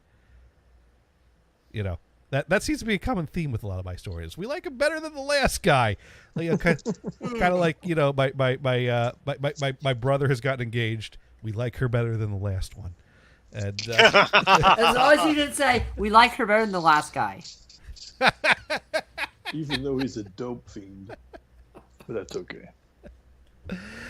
Yeah, so we hired a new guy. We brought him up to speed, and so now I'm like, can we get back to some kind of reasonable schedule here? Because I hate coming in 2 days a week every week. Hashtag first world problems. So hashtag beyond first world problems. But anyways, but I had made it work going 1 day a week. So here's the thing, is that the office has decided that everyone should come in the first and third Wednesday of the month. And people who are hybrid come in every Tuesday, Wednesday. So Tuesday, Wednesdays are the busy days of the week. The first and third Wednesdays of the month are really busy. So we both need to be in the first and third Wednesdays of the week. At least one of us needs to be in every Tuesday and every Wednesday. So I said, so me, T, and our boss all sat down and talked out. And what we came up with was, okay, so on the first week of the month, I'll come in Tuesday, and then we both come in Wednesday. Second week of the month, I come in Tuesday, T comes in Wednesday. Third week of the month, T comes in Tuesday, we both come in Wednesday. Fourth week of the month, I come in Tuesday, T comes in Wednesday. So basically, we're on off weeks, one of us is in each day. On weeks, we're both in on the Wednesday, and we trade off the Tuesday between those 2 weeks. And so it really comes out to is that out of the month, out of a block of 4 weeks, there's only 1 week that each of us have to be in 2 days that week. So that was what we all discussed. That's what we all understood. That's what I thought we all understood. That's what I understood. That's what T understood. Our boss thought that we were going to take turns coming in 1 day a week, 2 days a week, 1 day a week, 2 days a week. So that it would have basically been that every Wednesday we were both in. And that we would alternate. That's what he thought we were doing. But that's not exactly how he discussed it. And that's why I said we should put together a calendar so we all understand when we're going to begin. But my boss didn't want to put this in writing because my boss is going rogue on this. So if the CEO is listening to this by any chance, hi. And I'll see We're not you talking tomorrow. about your company. Yeah, I'll be the guy that's in tomorrow. I'll be in tomorrow. Yeah. And I'll be in Wednesday too if you tell me to. Yeah. So anyways, he didn't want to get this in writing because he's kind of going a little rogue here because hybrid people are supposed to be in every Tuesday, Wednesday. That's why they give us a desk. Whereas I'm like, I'll give up my desk in a heartbeat to do that. I don't care about the desk, but that's the thing. You can either be hybrid, go in 2 days a week and have a desk, or be remote, go in 2 days a month, and you have to sign out a hoteling desk. And they basically said, well, since service desk needs to be in more than 2 days a month, we're hybrid, we're taking desks. And I pushed back and I said, I would choose to be remote, and if I really had a choice, because our boss's boss went and told the whole department, we determined the only need for hybrid was service desk, and no one was forced to be hybrid. Everyone had a choice. And I'm like, after the meeting, like, hold on a second. If I really have a choice, I choose remote. But the needs of the office, I'm like, I get it, but you just claim something that's not true. If I'm going in 2 days a week every week, you're making me do it. I'll do it. But let's just be clear. You just told everyone I wasn't. Anyways. But then anytime I push back, they push back and say, oh, okay, well, we'll evaluate the needs because we probably don't need to be in 2 days every week. But after all the hem and hawing, that's why my boss said, let's just do it and hope that it doesn't cause any problems. Because if it causes problems, then we're going to get attention. Then people are going to start asking questions. So we had a copy. Well, as soon as it hits HR, there'll be a lot of questions. Oh, well, HR owes us a bunch of favors. God, don't get me started on onboarding. All I ask for is a 2 weeks heads up. That's all I ask for is a 2 weeks heads up on an onboarding. Do not send me a piece of paper that says someone is starting in less than 2 weeks' time. That is all I ask. Is 2 weeks so that we can build accounts, build profiles, build a laptop, get it shipped out, get equipment shipped out with 2 weeks' time. I mean, 2 weeks is pretty fast to turn around all that. That's all I ask for. And I don't mean 1 week and 6 days. I mean 2 weeks. So, if you didn't get it in on Monday, you're pushing it back a week. So what you're saying is 2 weeks.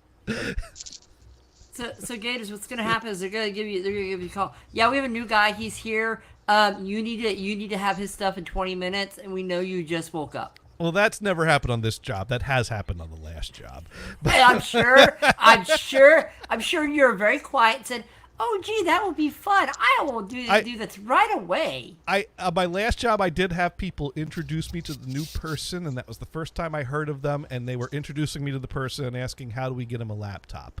And I'm like, "Well, you put in a request 2 weeks ago, because that's what it takes."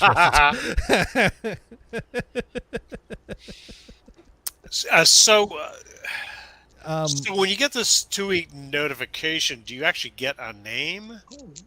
Yes, we get the form with the name and the permissions underneath, things like that. But when we, you know what, this is not entertaining radio. A slot. So let's go back to how I fucked it up. So what happened Hey Johnny, how did you fuck it up? So me and T had the understanding that we were doing the only days we were both coming in were the first and third Wednesdays, whereas our boss had the understanding that we were just taking turns coming in 2 days a week, 1 day a week, 2 days a week, 1 day a week, which meant that we would both be in every Wednesday pretty much, and just be swapping Tuesdays. But so we had a copier on the 6th floor that we weren't using anymore, and it was a lease, so it needed to be picked up. So my boss told the vendor, "Oh yeah, come in on Tuesday at anytime between 9 o'clock and 3 o'clock. Someone will be there." Well, normally when I go into the office, I get into the office at around 7:30, 8 o'clock. When T goes into the office, he gets in around 9:30 to 10 o'clock, depending on traffic. Mm-hmm. Now, the last time these people came to pick up a copier, they came 5 minutes before I needed to leave to catch the train on time, and you can tell how happy I was about that. So, you'd think that this time they'd be late again. So I didn't realize this was happening, and I was working at home, no pants on. I started at 7. I'm going through my emails. I'm picking up tickets. I'm working hard. I'll pause for laughter. And then at 9 o'clock on the dot, an unknown number rings on my office phone on the Teams app. And I send it to voicemail because, I don't need toner. And I don't know what the serial number is for our copier. So I generally don't need to talk to the people that call my office extension. Do they still do that crap? I don't know. I don't pick up the calls. But, yeah, it's number 2. Serial number's 2. I Yep. love that one from you. So then you know it's going to be a good day when the number you send a voicemail immediately calls right back, which is one of my pet peeves. Who the fuck do you think you are that you're so important that you're just going to redial immediately? I do that. I keep calling until someone answers. Excuse me. I have a string of stubbornness that it takes an act of God to get me to pick up for you the moment you do that, because I'm going to do it like 50 times. You better watch out. if you call and you leave a message, I'll listen to it right away. I'll evaluate the importance of it, and I'll call you right back if Can I there's hit some number 1 reason for I need to urgent? talk to you. I'll call you right back. But if you can't even take 2 seconds to leave me a message and are going to call and call and call and call, fuck you. Fuck you. Fuck you. Fuck you. So, Aw, but this Mom, don't dude hang was, up on me. but this dude was at an office building with a truck looking to pick up a printer. He didn't want to talk to no voicemail, and I kind of get that. So he could have left a message. So he's calling. I'm like, dude, what the fuck is going on? Why is this guy calling? And then another number starts calling me. And then the front desk starts calling me. And I'm like, what the hell is this? And one of them actually leaves a message. And I actually listen to the message. It's like, this is Oh, they're calling so-and-so. without leaving a message. This is so-and-so from such and such company, and I got one of my drivers over at your office, and our number was given to you as the point of contact. We're supposed to pick up a printer. And I'm like, fuck. Why do they have my number? I'm not in today, and she's not getting in for at least another half hour if traffic's good. So I messaged my boss. I'm like, we got a bit of a situation here. And he's like, what's going on? I'm like, I got everyone blowing up my phone looking to pick up a printer in the office, and T's not in the office yet. And he goes, well, why aren't you in the office? I'm like, because I'm following the schedule we discussed earlier in the month. He's like, that's not the schedule I'm like, that absolutely. He's like, no, it's not. I said what, and I'm like, okay, well, we need to figure that out, but we also need to figure out how to deal with this printer situation. So we were both a little agitated that morning, but me and my boss, we cool, and we're all cool. And I think I made a snarky comment to him too. This is why I wanted a calendar, but I also understood why he didn't want one, so I probably shouldn't have said that, but he let that go. Anyways, luckily traffic was good that morning. T got in pretty quickly because I start blowing up his phone. He calls me back. He's like, yeah, I just got in. They caught me in the lobby, and I'm getting them the printer wheeled out. So crisis averted. But the problem is that me and the boss and the other guy, we basically all had a misunderstanding of who was going to be where when, which created a problem in the office that morning. Even though it didn't really impact anyone important or impact end users, it just was a scheduling nightmare and resulted in people showing up with a truck and us not ready for them. So after that, he's like, we need to have a talk about this. I'm like, tell you what, why don't I throw together a little email of what we understood and what you understood, and we'll let you just make the final call on that. And so I kind of sent an email, because then I talked to T, and T said, no, what you understood is what I understood too. That's what I thought it was. So that worked in our favor. That between the three of us, 2 of us had one understanding and the other one had another understanding. So, 2 against 1 means that what we said probably meant what the 2 people understood. Then again, the one that was not in agreement with what we understood is our boss. So, I don't know. One boss vote probably equals infinite other. I don't. No, but he's cool. So I wrote out the email going, this is what we understood. This is what I think you understood. I think the major problem was that we didn't stay on top of what the scheduling needs were. I should have been more diligent at seeing this come through on the calendar and made sure it was covered. So, I mean, any schedule we use going forward, we're going to just need to be very diligent to make sure it works. That said, I defer to you, boss, for how we want to proceed from here. And he came back and he said, yeah, let's do it your way for the next month for another 1-month trial, and then we'll see. So, yeah, I have 1 month to not fuck it up again is what I have. And I really appreciate that.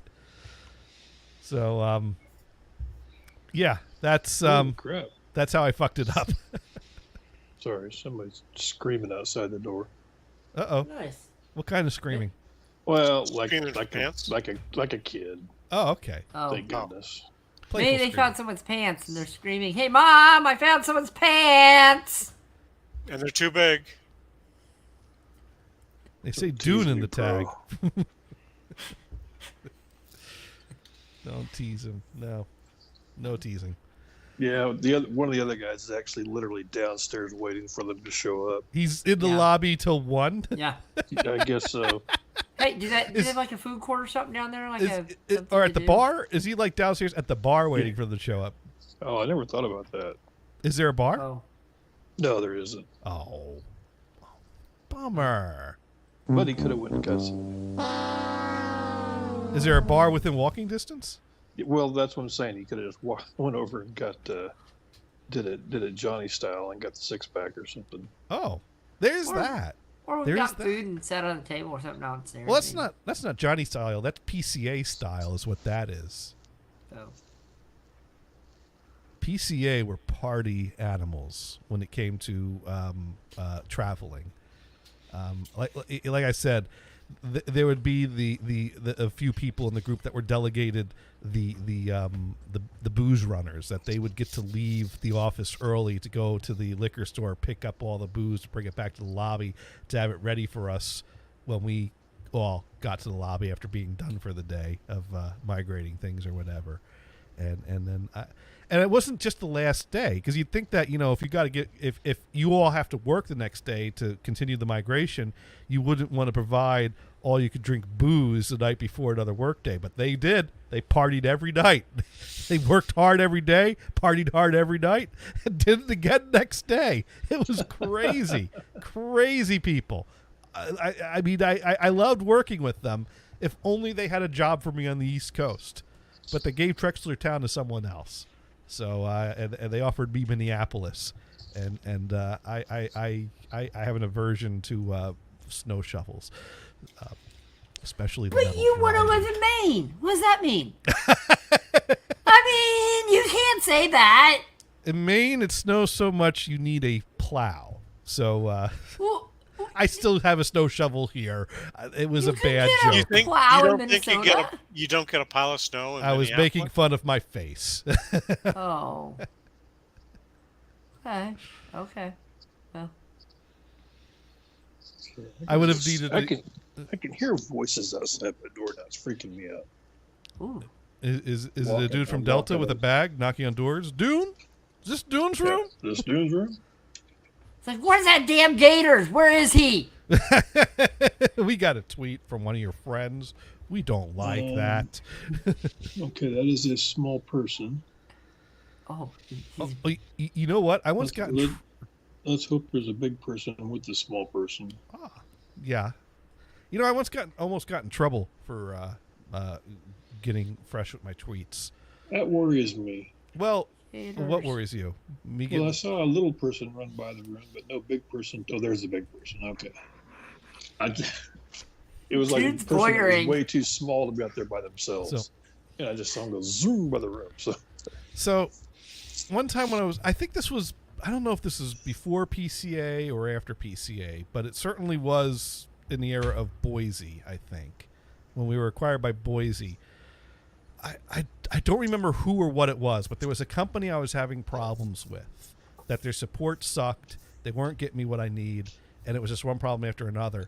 And so I started trash talking their Twitter account. Which is always good. Ooh. Now the thing is, That's though, my boy. is I kind of first things first. I kind of thought, A, who the hell pays attention to that anyways, and B, if they're really paying attention, maybe they'll help me. But they went with the third option, which was C. Who the hell is this Johnny Gators dude, and how can we find him so we can help him and fix this problem, because we don't like this guy trash. So they somehow figured out that Johnny Gators equals Jonathan Guitars, who's employed with Tharco, who's associated with Boise. Nice. And they had a representative that was responsible for the Boise account. And they reached out to their contacts at Boise and go, I think we got an employee of yours that's kind of getting angry at us on Twitter. Is there anything you can do about that? And so I got an email from someone I didn't know who he was from Boise, asking me if I could cool it with the tweets. Oh. That's awesome. And Damn. hey, if you have a problem with this, could you come to us rather than take it to Twitter? You know, I mean, we'd be glad to help you, but we'd like it if you could just not do that. But I can't use all caps when talking to somebody. That doesn't work. It Did doesn't have the same effect. Did they fix your problem? I think Yeah. they did, but I don't remember what that company was or why it was anymore. I do remember I got the email from Boise on my phone while I'm vacationing in Hawaii, which is always the best time to get some negative work email. Oh, I used to look at Yeah. work emails. It's like, Hawaii. oh man, like Well, because- Johnny, if I had to guess how many times you've cap blocked a company for work, it's a long and distinguished list. It is. I there was a period of time that I was blocked by the EFI Express Twitter account, which is the company that made the software that worked with the big ass printer in Jose's office. But Oh, that's not convenient. that software well, the problem is that you had two options.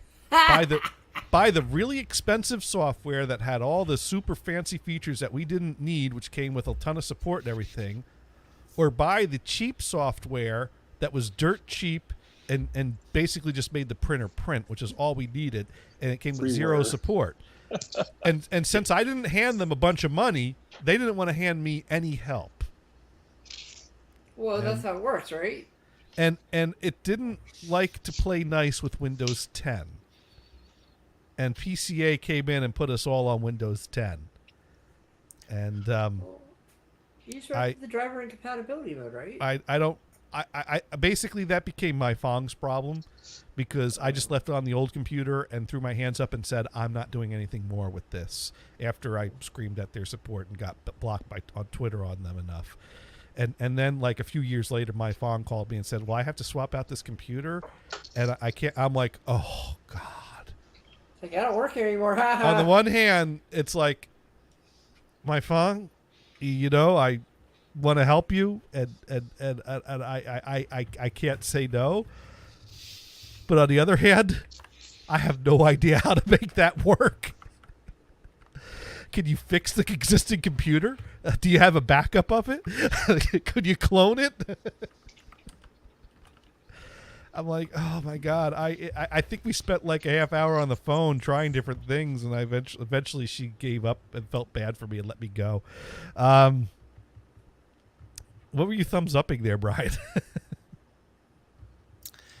Sparky, I think, is seeing if I can make it to the end of the show. He thinks I'm about ready to fall asleep. Okay. It is 94 degrees today. It's Brian's sleepwatch. 94 degrees. It is 94 degrees today, so I understand. I mean, I might have taken a 3.5 hour nap on the couch. Honestly, I'm laying there. I turn on YouTube, and I'm like, oh, I'm just gonna sit here right after eating lunch. Ooh, Rocky. So, but you got the Brian, you got the AC, right? Oh yeah, it's freezing in here. Oh, it's Alexa. What's the indoor temperature? It's 85. It's 85 in my place. So, anyways, I just remembered it was definitely under Boise that I got talked to for that tweets I was sending that company, because I remember that happened when I was on the Hawaii vacation. You know what other email I got while on the Hawaii vacation? You're fired. No, the email. You may have already won. No, I got the email. I got the email that Boise Inc. had been bought out by Packaging Corporation of America. I was not in the office for that announcement. I came home to that announcement, which was nuts, because we spent like 2 years migrating everything, because we spent a year living, continuing normally, because when Boise acquired Tharco had all our own equipment, but we still had that company out in the Atlanta area that outsourced all their IT stuff. So they migrated them first, and then they migrated us. So for like the first year, we just continued operating as normal, with some visitors that came in periodically to introduce themselves to us and help us out, or, you know, deal with the finances, because I think that was a bit of an issue. But then they turned to us and migrated all of us, and we spent a year visiting all the locations, migrating everything on the Boise thing, and it's like, okay, we're migrated. We're all on one network. We're all on one system. This is the new normal. I go on vacation because now I'm allowed to go on vacation. I go to Hawaii. I get an email. We've just been acquired by PCA. Fuck! Now I got to do this all over again. We just did this. We just did this. We just finished this. But I got good money because I was still hourly, so all those weekends traveling out to other locations to do migrations was overtime every week. Damn. Yeah. So that helped fund the move. So was that before Brian left, or? Brian left. I think you left before PCA. I was gone. acquired. Yeah. Yeah, you were gone by then. I mean, you left after Boise acquired, but before PCA acquired. So sometime Right. in that, like 1.5, 2 year window. Of course, I wasn't really involved in the migration because they didn't know what to do with us. Well, neither did PCA. Yeah, well, that's true. So you retired pretty much, right? Yeah. Okay. Yeah, when I went to Singapore, I retired. Got you. And now here I am. And now, is your wife fully retired now, or is With she, his hot Asian wife. with his hot Asian? Right. Is she completely retired now? I forget. Oh yeah, she's been retired for about 5 years. Yeah, because I remember that was kind of like she just kind of wanted. I mean, she liked what she did. So what do you like when you do? You tend to not want to. Well, also when we came back from Singapore. If she retired in Singapore, then all of the retirement HR stuff is overseas. Ah. So she wanted to transfer here and then retire. Because I thought the original plan was to do Singapore and then retire, but I guess that HR thing. That was a motivated. bump in the road. So she decided, yeah, let's work a little bit more. Hmm. But Brian with a sugar mama just sounds interesting. the Sparky Wright said Brian's wife got her green card. Yes, that's right. And now she doesn't need it. Now, Sparky writes in, whenever a buyout happens, Johnny, look for things to get worse. Let me tell you something. Oh yeah. Yeah. Well, I mean, here's the thing. I think that it's healthy to look at things realistically, but with some optimism. But not pessimistically. Sometimes it's hard to not be. But yeah, when Boise acquired us, yes, there were a lot of annoying and frustrating changes. But I have to say, it was not a bad experience. Doing the traveling, making the migrations, yeah, it was extra hours and extra work, but it wasn't exactly annoying or bad. And you got paid. You essentially got paid for And it. I got paid for it, and I got to travel to other places. Now, sure, Phoenix ain't exactly a place that's on my bucket list, but it's nice to check out. Well, you Seattle got to check and it Portland. out. Yeah. Well, Yeah. No, I pretty much stayed in the hotel room in air conditioning, but Well, I mean, that's what you do in Phoenix. yeah, I've been there, done that. But I was working for a company where I finally got a trip to Pensacola to do some work. Normally, they didn't let me out of the office. Pensacola was great. Off hours, you're walking on the beach and this and that and the other thing.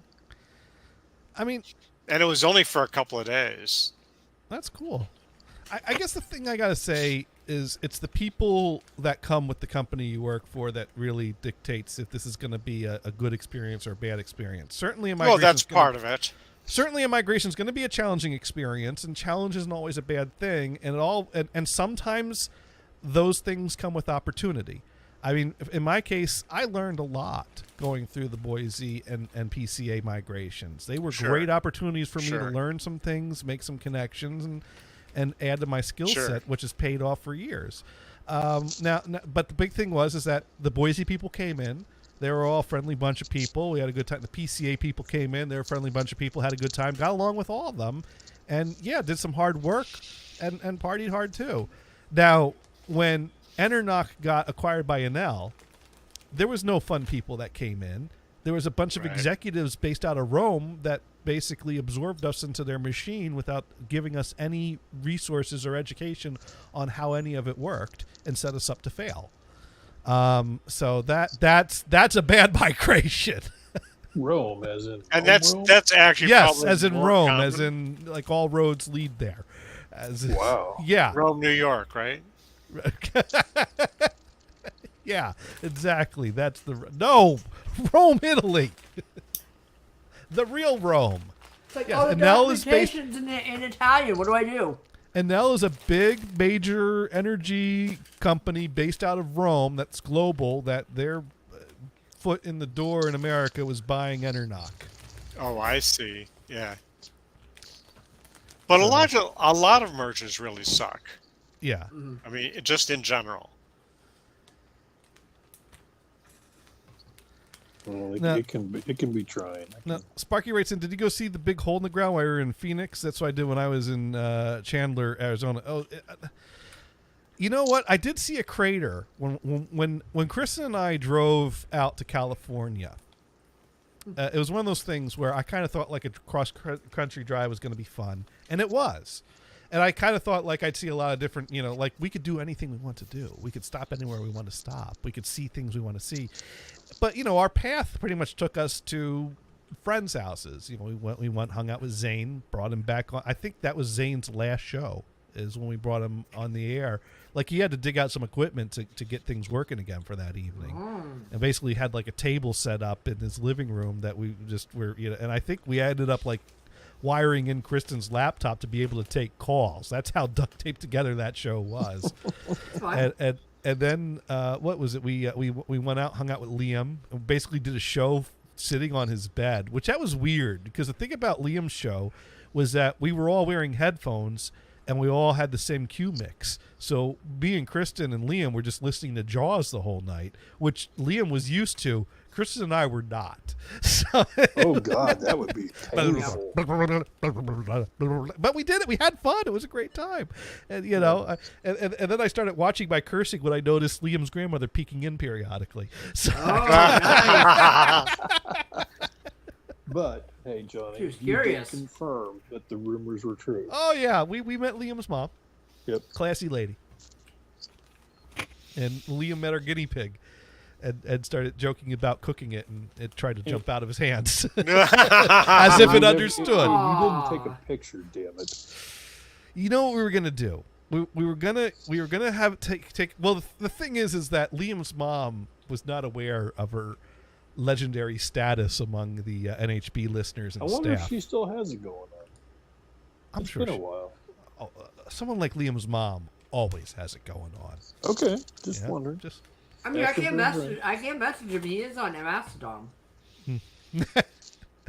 So what we were gonna do is we were gonna pose for a picture with her, and we were gonna have Liam take it and cut the head off. Oh.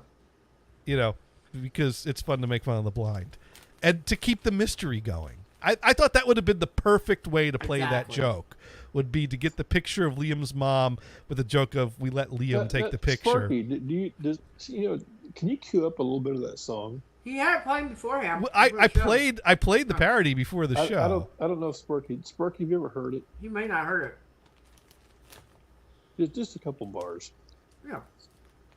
Yeah, well, because I got to find the drive again now. I just had it up too. Let's see if I can find it now.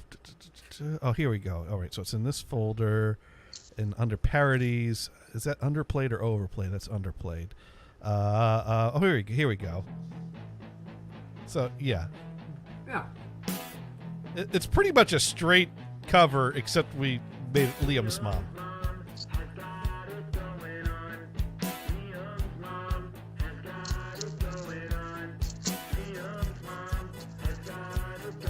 You get if you heard the original, you've heard the rest of it.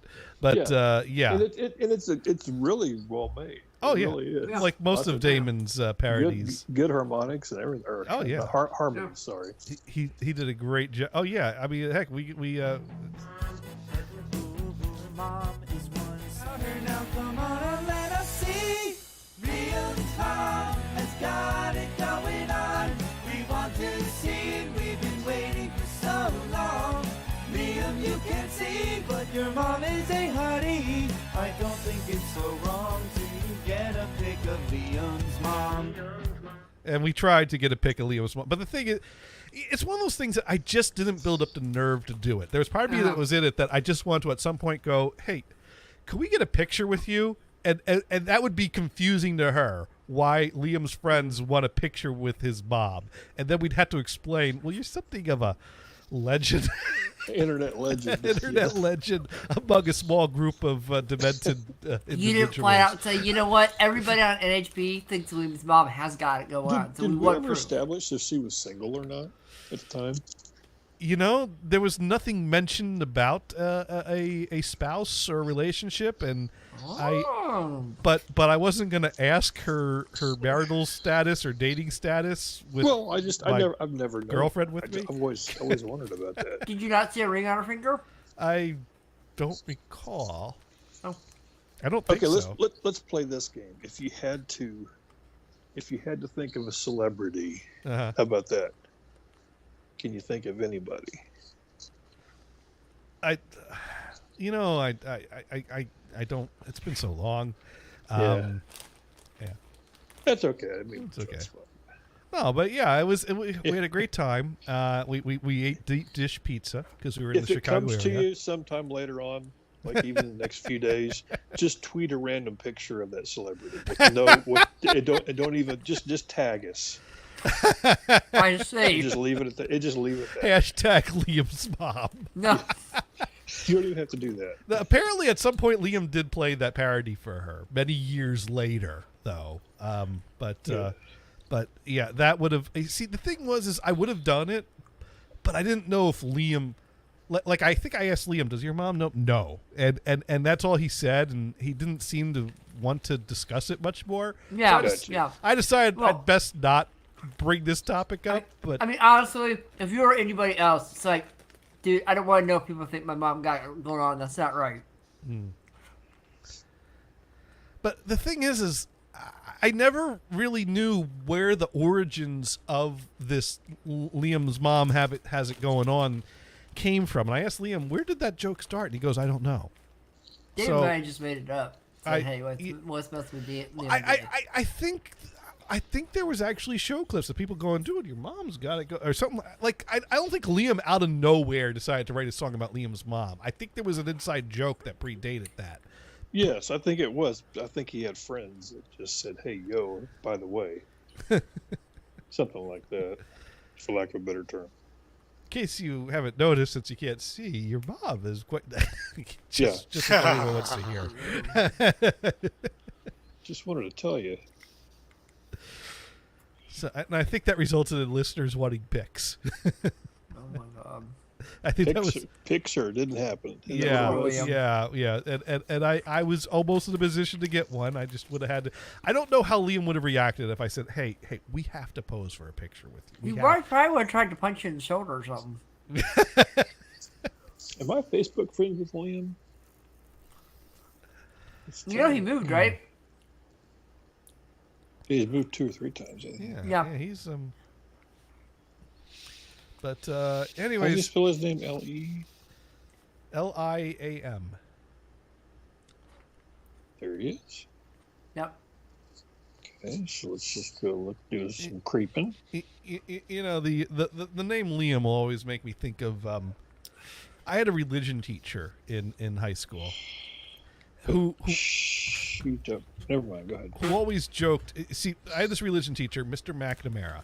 He was funny. He was a riot and made religion class actually somewhat entertaining and interesting. He was actually in a gang when he was growing up. They were called the Neighborhoods, and they go around going neighborhood.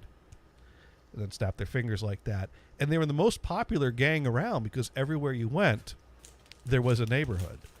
And that was one of his jokes. Yeah. So Wow. and so his class usually consisted of him telling lame jokes and crickets, except for the year I was in his class, because then his class consisted of lame jokes and one lone person laughing. So right here, and then people staring at me like, do I not get it? I'm like, no, it's corny. It's great. Everywhere you go, there's a neighborhood. This is great. But anyways, no one else was kind of a listening. simple You're the joke. one listening in the class, probably. So another one of his jokes was that he named his kids after the books of the Bible, being a religion teacher. Is she a brunette, Johnny? Maybe. Found it. Oh, you can't spoil the fun for everyone. We got to keep a little mystery in our lives. You found a picture of Liam's mom. I found all kinds of pictures of Liam's mom. Oh, so what celebrity are you going with on this? Let me think about that. That's a good point. Let me keep on flipping through here. So his joke was that he had 3 kids and they were all named after books of the Bible. So he claimed that his kids' names were 1 Corinthians, 2 Corinthians, and Hebrews. Wow, what? But the thing about his joke was that he was committed to the joke, because after class, I'd ask him like, "Dude, those aren't really your kids' names, are they?" Like, "Oh, they absolutely are." I'm like, "No, come on, 1 Corinthians, 2 Corinthians, and Hebrew, maybe Hebrews, but 1 Corinthians, yeah, that's their names. That's what I named them." And he stuck to that story to the bitter end. And so one day I was at some kind of a school assembly or something, or some kind of after hours thing. And I think it was after I graduated even, possibly one of my siblings or something. And I see there on the other side of the gym is Mr. McNamara with 2 of his 3 kids sitting there. And I knew that the daughter was Hebrews. I didn't know if the son was 1 Corinthians or 2 Corinthians, because I knew he had 1 daughter, 2 sons, and he only had 1 daughter, 1 son with him. So I, of course, took my opportunity to go over to the other side of the gym and go, "Hey, Mr. McNamara, how you doing? Oh, hey, Johnny, how's it going? Hey." And I turned to little Hebrews there. I turned to her and I said, "And you must be Hebrews." And she said, "Oh, I hate that." This had not been the first time this had happened. That's right. And so I said, "Well, I think you know what I'm going to ask you next. What's your name?" And her name was Maura. And her brother's name, who was, I guess, one of the Corinthians. He would have been 2 Corinthians, I think, because the older one was 1 Corinthians. The 2 Corinthians' real name is Liam. Oh. So, I'm sure Dad got... Yeah, Dad probably got punched that night. It was funny because he's like, "They don't know what their names are. They're crazy." Sometimes I call him George. He thinks his name's George sometimes, or something like that.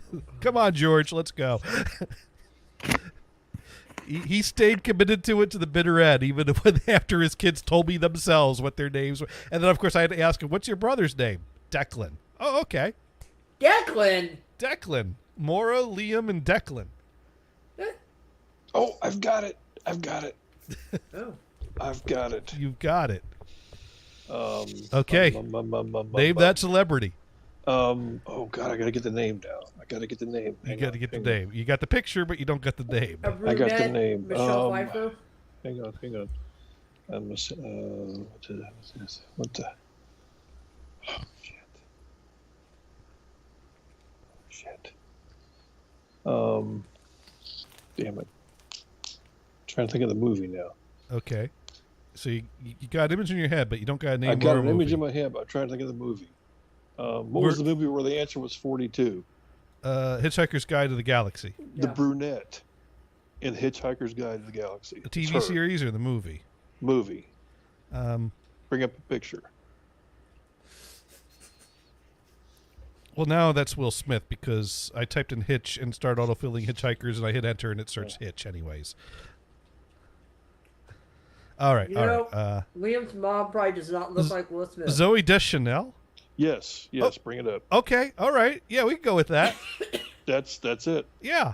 If she had to look like a celebrity. She looked like Zoe Deschanel. Yes. Okay. Yeah. Wait for it to pop up on the screen. Are you showing it? No, I'm not showing it on this. I think we all know what Zoe Deschanel looks like, don't we? We'll show it anyway. Okay. All right. All right. Let's bring. There up, is a visual component to this show. There is a visual, Yeah. not on the NHP streams, which is where the listeners that really care about Liam's mom are listening right This now. will get them to come over to Twitch. All right, so there we go. There's our best approximation of what Liam's mom looks like. Way to go. I mean, we have real pictures, come up. but we're That going to is go with the absolute- approximation. That is absolutely her. In her maybe that had been her younger days. In her younger days, this is But her. Johnny, do you agree? Yeah, I'll go with that. I think so. Yep. Yeah. Dude, they want to know whether you got Chinese or Thai takeout.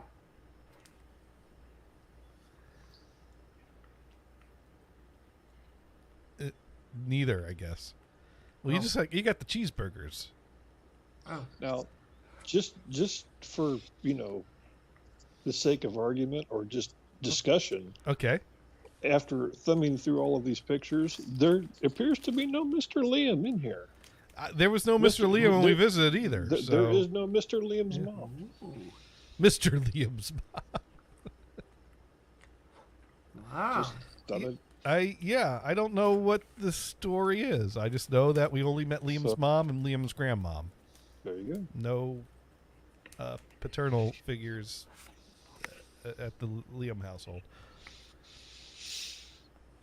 You know what? I can actually sleep in peace now.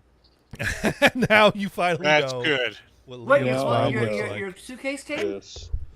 All that. No. I guess I can only halfway see. You know, you could have looked up pictures of Liam's mom yourself for all these years. I want you to know that theoretically I can actually friend Liam's if I mom. wanted to. Oh. Wow. That would be creepy or anything. I could be friends with Liam's mom. Wait, are you under the Dune account or the NHP account? Oh, I never thought If about you're that. under the NHP account, you really need to friend Liam's mom. I wonder if I still have the Super Liam files. That was a great game. Remember Super Liam? Oh, that's true. Yeah, I forgot about Elwork, that. Super Liam. It's probably still on his website, actually. Doesn't have a status, but that most women don't. Let's see. I have a lot of let's see, if I search for Liam on my drive, it comes up with a lot of files. Like here's Liam gargling.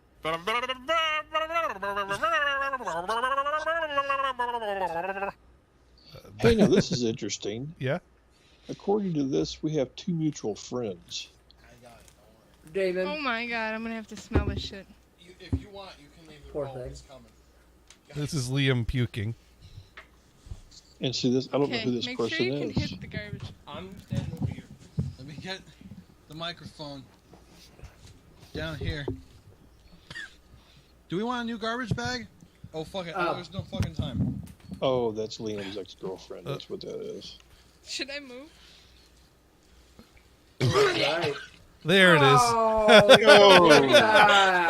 Oh no! What the hell was It that? came out his nose.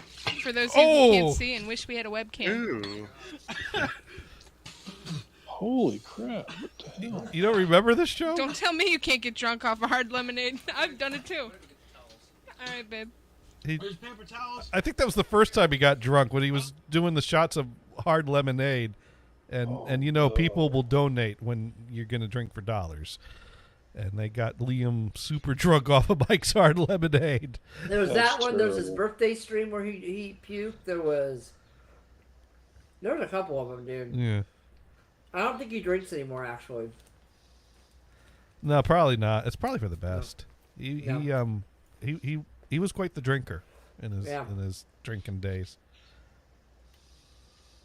I remember one time when I was Facebook friends with him, I think I should still be Facebook friends with him. But I like he would post videos of just like, you know, hey, this bud's for you, and just chug down a Budweiser. A lot of his Facebook posts, I think, revolved around it's Friday night, let's drink. Which was odd on a Monday, but You know, it's Friday somewhere, right? That's how the traditional dateline works, right? Pretty much. Yeah. It's divided into 7 days across the Yeah. globe, so it's always Friday You somewhere. know, I'm kind of proud of myself. I haven't creeped anybody on Facebook in years. That you know, I haven't creeped anyone, but you know how we recently hired T, as we refer to him I as. should have used the term. I should have used the term All right. research. Research. Well, you know, all right. So we recently hired a new guy at my company, and you know how we had a little bit of a journey that got there that involved another dude we might call B, that wasn't happy with the new job, and decided to. Some people will just quietly go for the exit and just make their way, and then some people they need to leave a fart in a room and then leave. That was the dude we hired called B, who didn't work out and then left, and then we hired T. Wait, did he leave a fart in the room, walk away? B left a fart in a room figuratively and left the job on his way out. Left a stink in the air. I can't go into detail about that, but it was. So not real, it's just figuratively. Some people just like, hey, this isn't for me, and I quit. And some people go, this isn't for me. Fuck you and fuck you and fuck you, and my lawyers will talk to your lawyers. So anyways, the dust settled down, and I noticed that B is still friends with other coworkers of mine because he made contacts on LinkedIn, while he was working there for the month or so, or the few months he was working, because he worked there for like 3 or 4 months, and but he never connected with me on LinkedIn, but I didn't connect with him on LinkedIn. So anyways, now that the dust settled down from that, I was like, dude, I wonder what that guy is up to. And so I sent him a, kind of a request on LinkedIn to just connect, so I could be like, hey, well, I hope you're happy with your new thing or whatever. He blocked me on LinkedIn. Like, he didn't decline the request or ignore it. Like, I was thinking, like, Wait. I think I missed this. Who was this dude? The dude that I've told you more about that no one else knows about. Oh, that guy. That Okay, guy. Never mind. Do know the whole story about the cloud of fart he left on his way out the door. Yes. I thought you were talking about literal cloud of fart. No. Now you understand. I was using an analogy. Some people just make a graceful exit. Some people leave a cloud of stink. I'm going to leave a cloud of fart when I leave. I'm sorry. Someone's going to mess with me. I'm going, yeah, excuse me. I'm crop dusted. Bye.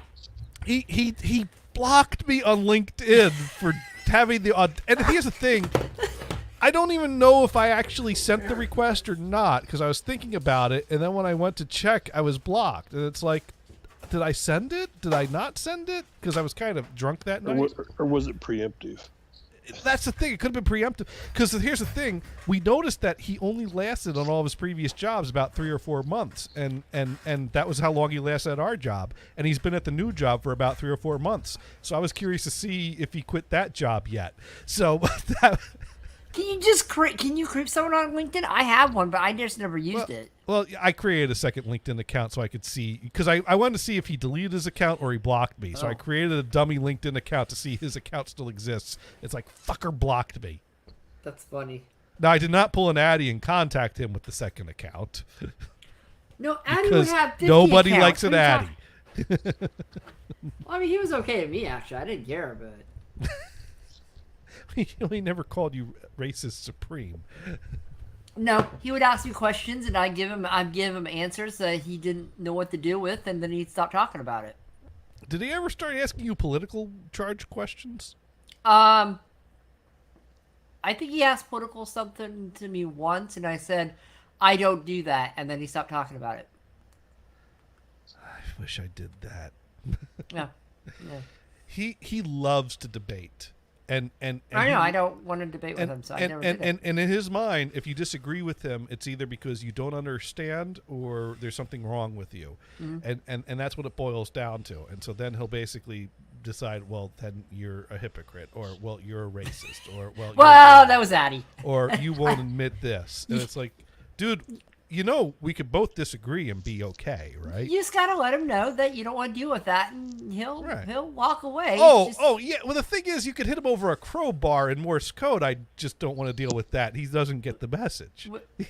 You know Morse code? No, and neither does he. But I would totally bang the message in Morse code on his head with a lead pipe, given the opportunity. Oh, okay, that's fine.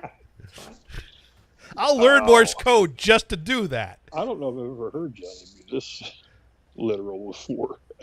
Oh, I'm not speaking literally. I wouldn't actually murder a guy. Well, just tapping him on the head with a lead pipe would murder him. Lead pipe is literally a murder weapon in the game of Clue. So I'd find something soft. When was the last time you played a game of Clue? It's been a few years. Okay. Yeah. But yeah, no, that like I said, his name for me was Racist Supreme. Well, I think one of the last messages he goes, "Wow, I took a shower with the lights off. It was odd," and I'm like, "Oh, okay. Thank you for letting me know this. I appreciate that." And then I said, "Go take a poop with the lights off and see what happens." And then I didn't hear from him after that. As far as Eddie was concerned, I just don't understand the plight of the white people. I just, I could just never understand their plight. Like I said, you just say something that makes him think. And then, because there was a former conversation, so how do you shower? I go, with the lights off. And he's like, huh. And I could say, Mars does a lot of things with the lights off. Yeah. And he goes, well, how is it like seeing since you're blind? I'm like, try seeing out of your finger. And he goes, you know what? You just say something that he has never thought of before, and then you won't get answers back. And then later on, you get an answer a month later. I tried showering with the lights off. And I'm like, okay. Congratulations. Now, yeah. Yes, it's not copyrighted, Sparky. You can use that line if you want. Sparky wants to use that line. Yes. Go take a poop in it the is dark. not trademarked. Go for it. Bob Pro ready to get up showered with the lights off. Yeah, but do you wash your legs or not? Is the question. Why wouldn't you wash your legs? No, Poop in the dark. No, Sparky wants to know, what did I do to the first guy we hired? I didn't do anything.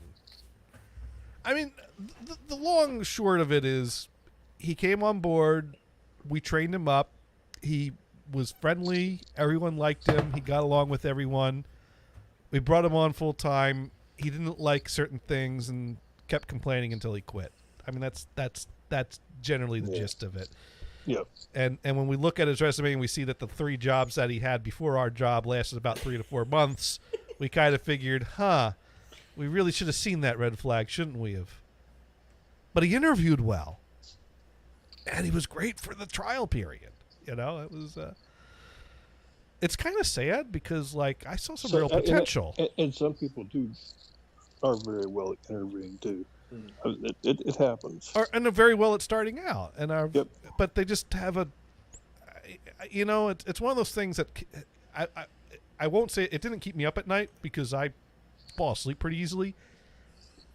But if things kept me up at night thinking about them... Unless Boba Fett's there. What the hell was up with that guy? Why didn't he like working here is a topic on my mind that I just don't understand.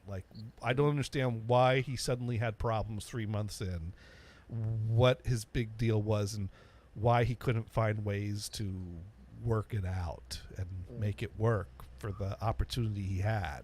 But, I was looking at things from a different angle, so...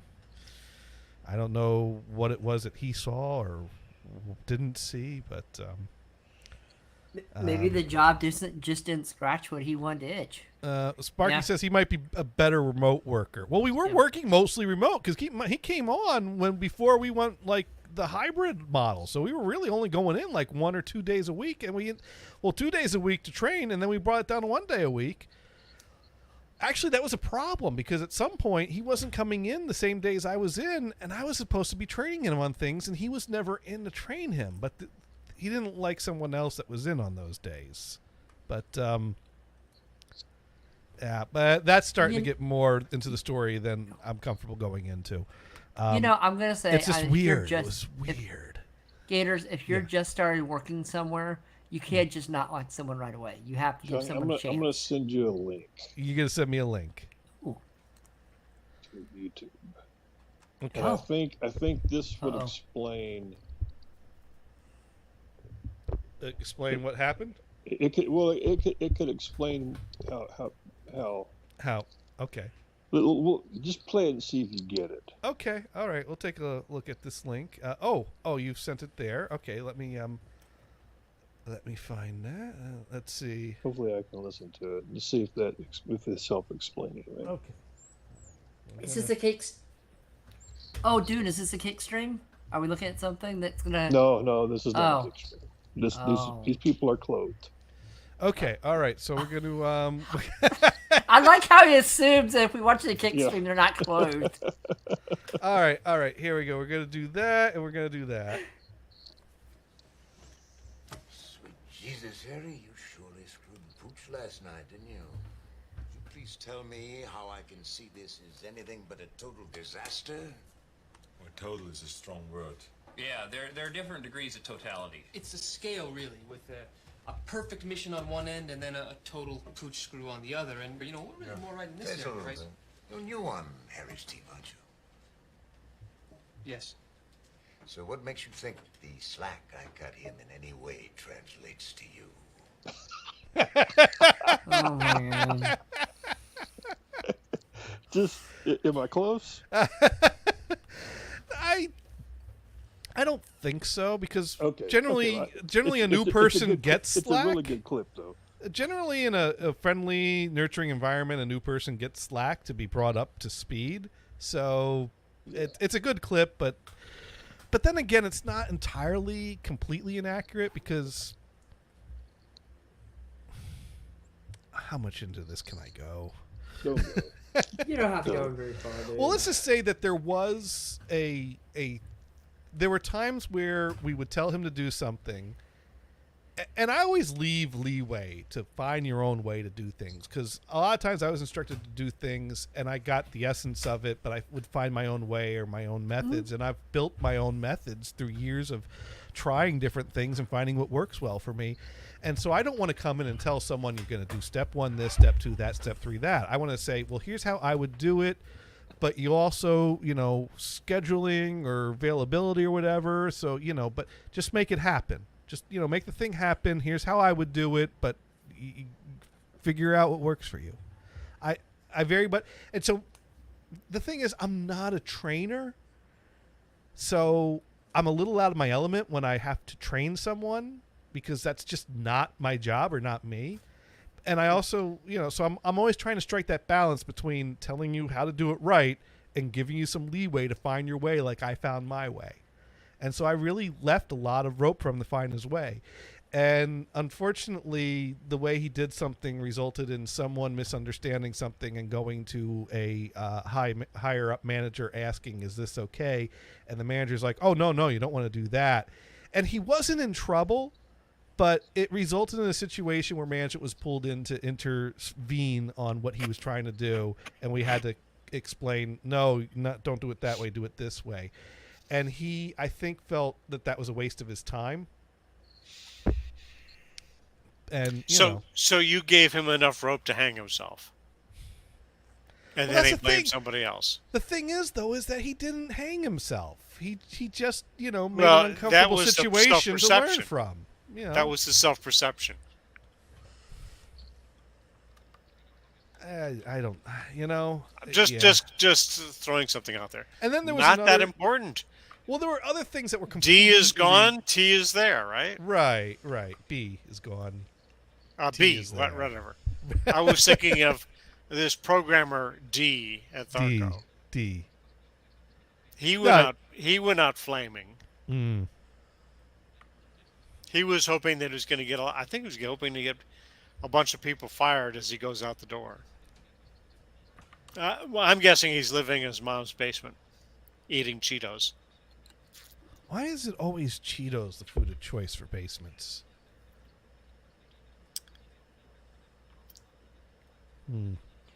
You know what? Yeah, have you seen the Twizzlers ads? The guy Twizzlers. sitting there. Why can't I wear white after Labor Day? Uh-huh. Just one. And there's a couple of them like that. They're just. Well, I know. Thoughtful questions that there is no answer. Well, I know that in my computer programming class, the teacher said that Cheetos was the best snack to eat while doing late night programming to get a nice glowing orange sheen on your keyboard. Yes. No, you use chopsticks with your Cheetos. What are you talking about? Now, Sparky wears white after Labor Day. Yay, Sparky. That could get you What? killed, right? Wait. What happens if I'm wearing the same white shirt on Labor Day and after Labor Day? Does it count as the same shirt? Well, that's a double sin because you haven't changed and you're wearing white. Okay. There you go. Well, isn't that? And maybe the second day it's really brown. Didn't Serial Mom kill someone for that? For wearing white after Labor Day? I don't know. What cereal? No, that was a movie, right? Serial Mom? I don't think I ever saw that. I don't remember that one. It had a great scene where my shirt smells. Thanks, Sparky. Thanks. That was the movie that had the scene where law enforcement figured out that they were pretty sure it was her, but they weren't ready to arrest her yet. And so this whole convoy of police officers are following the family vehicle to church. I've never seen this, but now I think I might need to. I gotta see if I'm remembering that right. Serial Mom. I'll look for it. Here we go. Serial Mom church scene. It auto finished that for me. It must be a good scene. Auto finished it. You said it would be. I think this is. See, I wish it went back further when they get in the car and then all the cops get in their car and this whole row. But this scene's in the car, so we'll see what this scene is. And this is promotion. This is not copyright infringement. This is This is free promotion. Free promotion, right? And what are you gonna do about it? There's a writer's strike anyway. Well, we might get blocked in Russia because a lot of people don't want their content viewed in Russia anymore. Well, that one guy won't be able to watch us. Dude, I'm gonna bail out of here. All right, well, Good luck, dude. I'll be listening. Keep us Okay, posted dude. about your bags. Yeah, I hope your pants get there before the tomorrow. dude's still down there waiting. All right, it's Pants Watch 2023. All right, good night. All right, very own Dune. All right, so we're gonna watch this scene here. Be okay. Make them go away. This is embarrassing. Just pay no attention to the police. It's all a terrible mistake. Do you think we'll get on a current affair? Yeah, they are. They're just driving to church for Sunday, and this row of cops are just. Family proceeding west on Seminary Avenue. Over. Holy crap!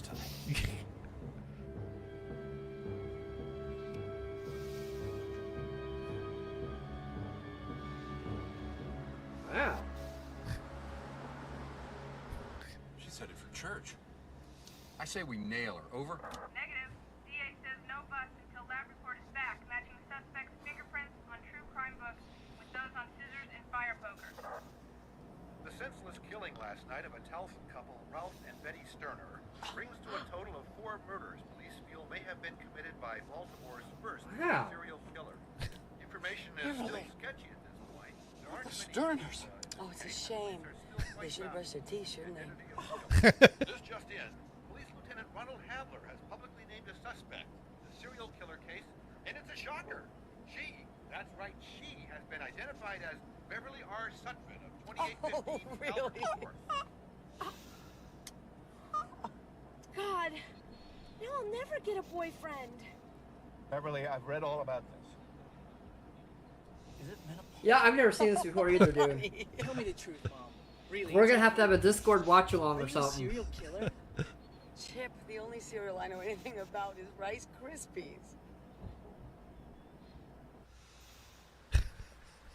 I'm gonna have to see this. I've never This seen is this before. this is a great movie.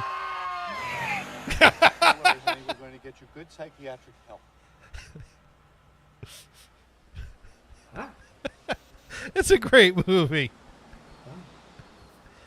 I haven't seen this in so long. I need to go buy a DVD of this now. Is it?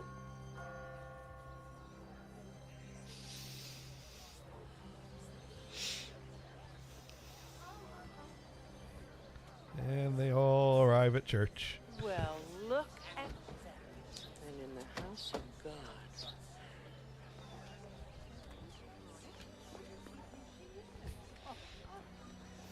Yeah. Alexa, is Alexa Serial Mom streaming anywhere? She doesn't know.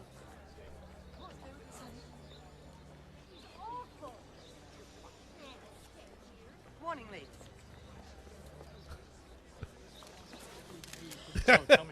There's people taking pictures. No comment. Cereal. Wow. She's headed in. So that's what came to my mind. Wow. Great. Alexa, That- is Serial Mom streaming anywhere? No, she does not even know. She won't even answer that. Oh dear. Nope. Oh well.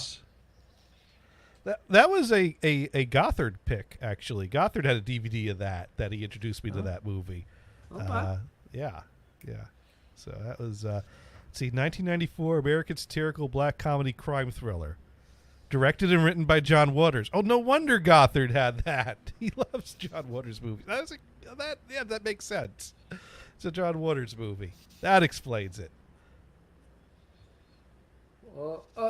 By the way, Gators, I want you to know, Yes? I've gotten another table at my door. Okay. I got a table on last Wednesday.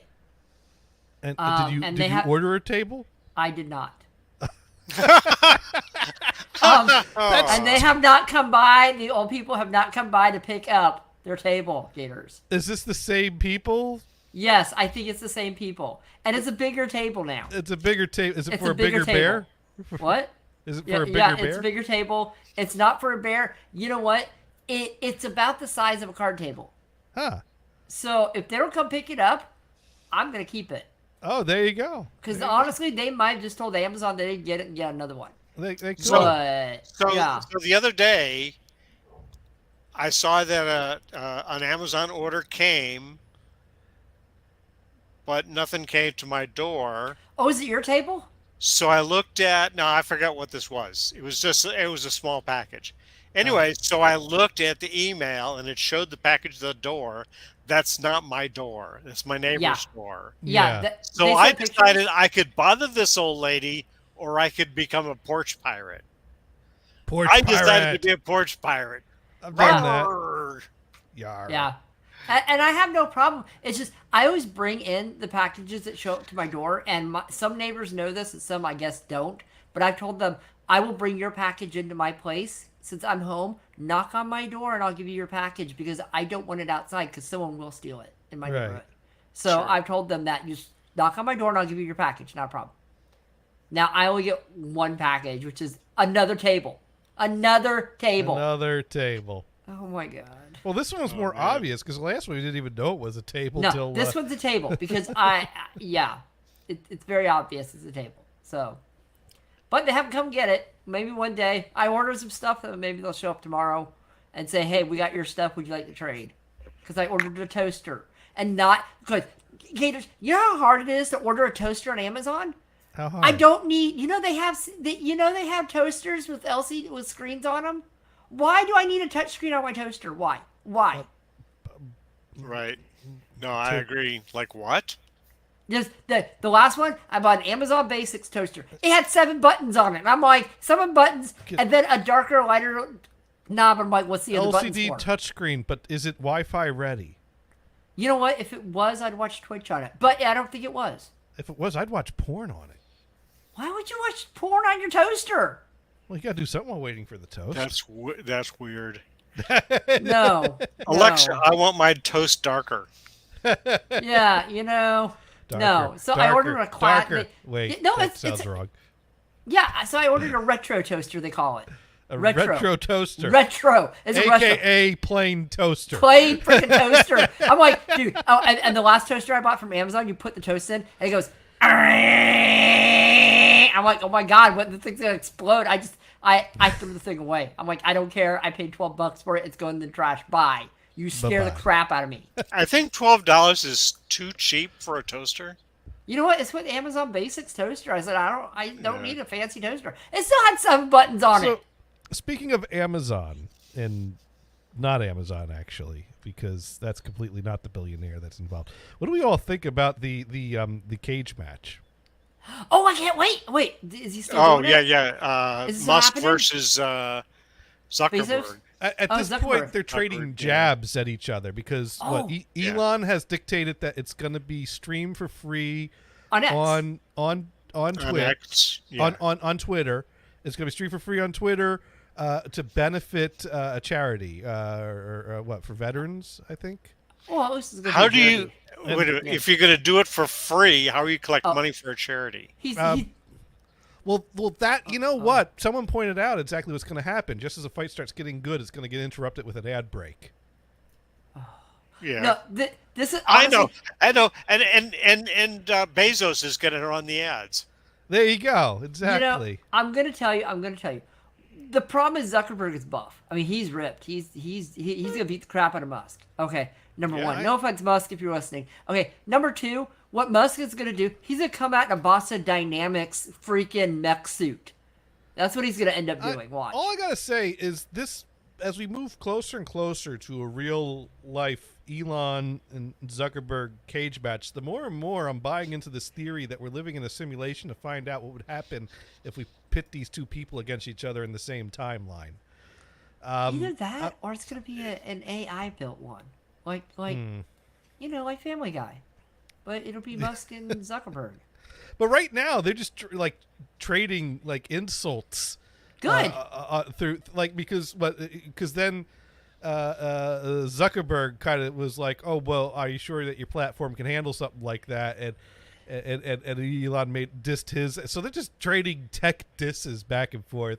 It's so cringy, high school. Yeah. My question is, but you're reading them, aren't they? Aren't you? You're still looking at it, aren't you? I spent 5 minutes to read an article before the show, and then I went back, and now I'm talking about it for 5 minutes. I saw a tweet. It gave me an ad for the tweet for it, and I'm like, "Oh, awesome!" I'm probably not gonna. You know what? I'm not gonna watch the cage match. I'll watch the highlights the next day. Oh, Gators, do you watch the highlights of the? Do you watch the highlights of the Puppy Bowl? No, you don't. Watch the whole thing. Elon and Zuckerberg are no puppies. Okay, they're just no. And look what Sparky just said. There isn't going to be a match. Blah blah blah. Elon said he has neck and upper back issue. Oh, so he wussed out?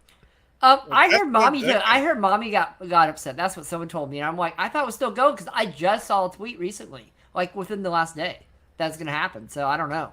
Wait, let's see. Elon Musk says, not sure they are. Says cage fight with Mark Zuckerberg will be streamed on X. This is news from yesterday. Yeah. So I've not seen him say it's called off yet. So, but then again, Sparky could have a newer source than me, or maybe it's delayed because that's something you recover from, and you know that's a pretty lame. That's a good excuse to delay. It's a lame excuse to call off. I mean, I can see him having back problems. He's not in the best shape, honestly. You know. I mean, Gators, you're probably in better shape than he is. Wait, let's see. 14 hours ago, Zuckerberg calls out Musk for dodging cage fight. Okay, let's see what this one is. Elon Musk spent much of Sunday talking up his apparent fight with Zuckerberg, but on Sunday afternoon, the Meta CEO told a different story. Mark Zuckerberg called out Elon Musk Sunday for dodging his attempts to schedule a date for their Battle of the Billionaires cage match, saying that he is not holding my breath waiting for a response. The war of words ensued after Musk announced Sunday that he wanted the bout to be live streamed on Twitter, which he recently rebranded as X. All proceeds will go to charity for veterans, Musk added.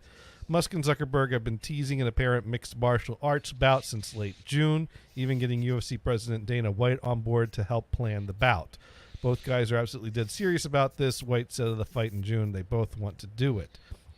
Musk spent much of Sunday tweeting about his apparent readiness for battle, explaining, if the fight is short, I probably win. If long, he may win on endurance.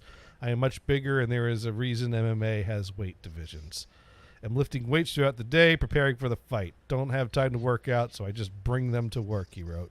Aiming to get to 50-pound free weights this week. I build muscle fast. Physical endurance is my weak spot, so I'm aiming to make this quick, he explains in another while reposting video while apparently working out in the office. Product testing and working out kills two birds with one stone. I swing one of the 45-pound weights for a kettlebell workout. When one user tweeted the tech CEO asking what the point of it all was, Musk replied, "It's a civilized form of war. Men love war." Speak for yourself. Despite all the talk, details of the proposed Zuck versus Musk fight remain sparse, other than the recent claim from Musk that he would use the match to drive viewership to his own social media platform. By Sunday afternoon, Zuckerberg called Musk's bluff, revealing he is ready today and that he had already suggested a date for the fight, August 26th, but he hasn't confirmed. Zuckerberg wrote on Threads, "Not holding my breath." Posting a screen grab of Musk's tweet, Zuckerberg dug the knife in deeper. "Shouldn't we use a more reliable platform that can actually raise money for charity?" Zuckerberg added, "I love this sport. We'll continue competing with people who train no matter what happens here."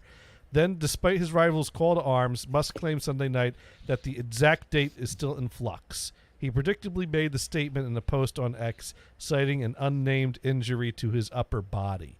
"I'm getting an MRI of my neck and upper back tomorrow. May require surgery before the fight can happen. We'll know this week," Musk wrote. Okay, so that's where that comes in. Okay, so that's a delay. So my thought is, okay, this is honestly the underlying statement of the whole thing, you know.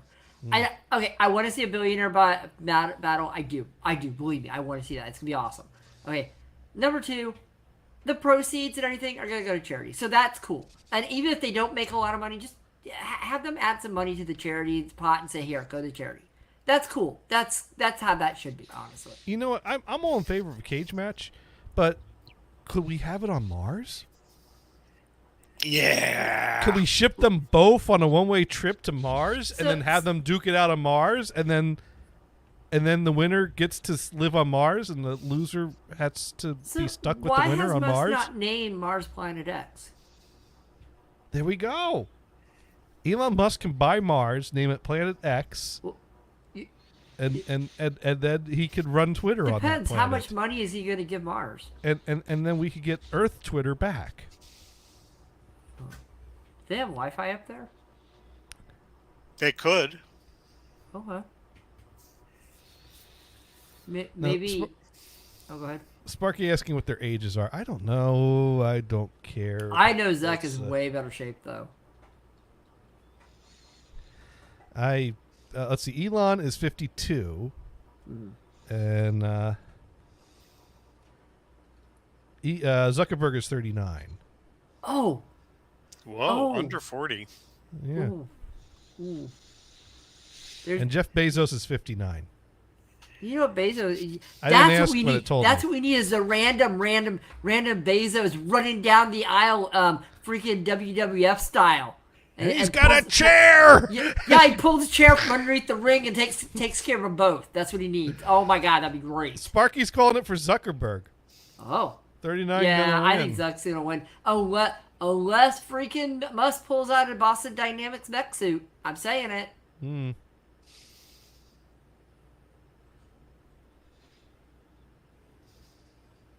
don't know. We'll see. So, anyways, yeah, that's Anyways, we are past our time. Oh yeah. But anyways, you two should hang on after we cut the stream because I've got some interesting news about former co-hosts that. But we got to do a raid, is what we got to do, because once again, this has been everyone's favorite internet radio show.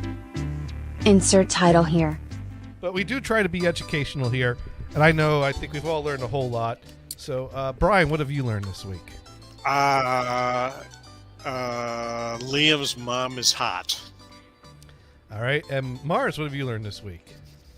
Dune doesn't have an extra pair of socks. And I learned that what did I learn? Damn. Well, I learned that we need a delivery system that will deliver pants and mashed potatoes at the same time. Yep. On that note, that Sparky didn't learn anything. Oh. The Mod Pro wants to raid May or I read that May Oral. May or Albert till you can't type multiple words in all lowercase. Mayor Albert Licata. He's doing trivia. Okay. Oh, Mayor Albert. Okay. Well, that's how it is. I'm just teasing. All right. Let's. You know what? I don't often get raid requests, and last raid. What was it? Was it last week or the week before? I raided someone that then immediately. No, last week we raided someone successfully. 2 weeks ago we raided someone that immediately raided, and I see that some people are available to raid, but they usually wrap up around the same time as us. So I'm gonna go ahead and I'm gonna raid this mayoral account. Nice. Go for it. Let's see if I can spell it right in one go. Invalid username. Oh no! All right, let's try that again. MAYORALBERTIL.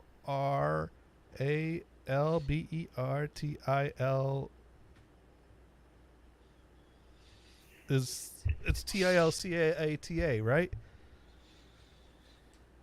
Oh, she put the link there. Yeah, but it keeps saying invalid username. All right, let me try copy and pasting.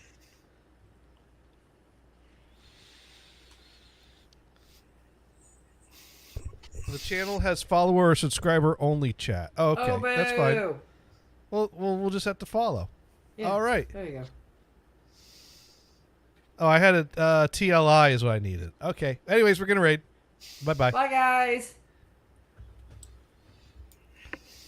And we're gonna hit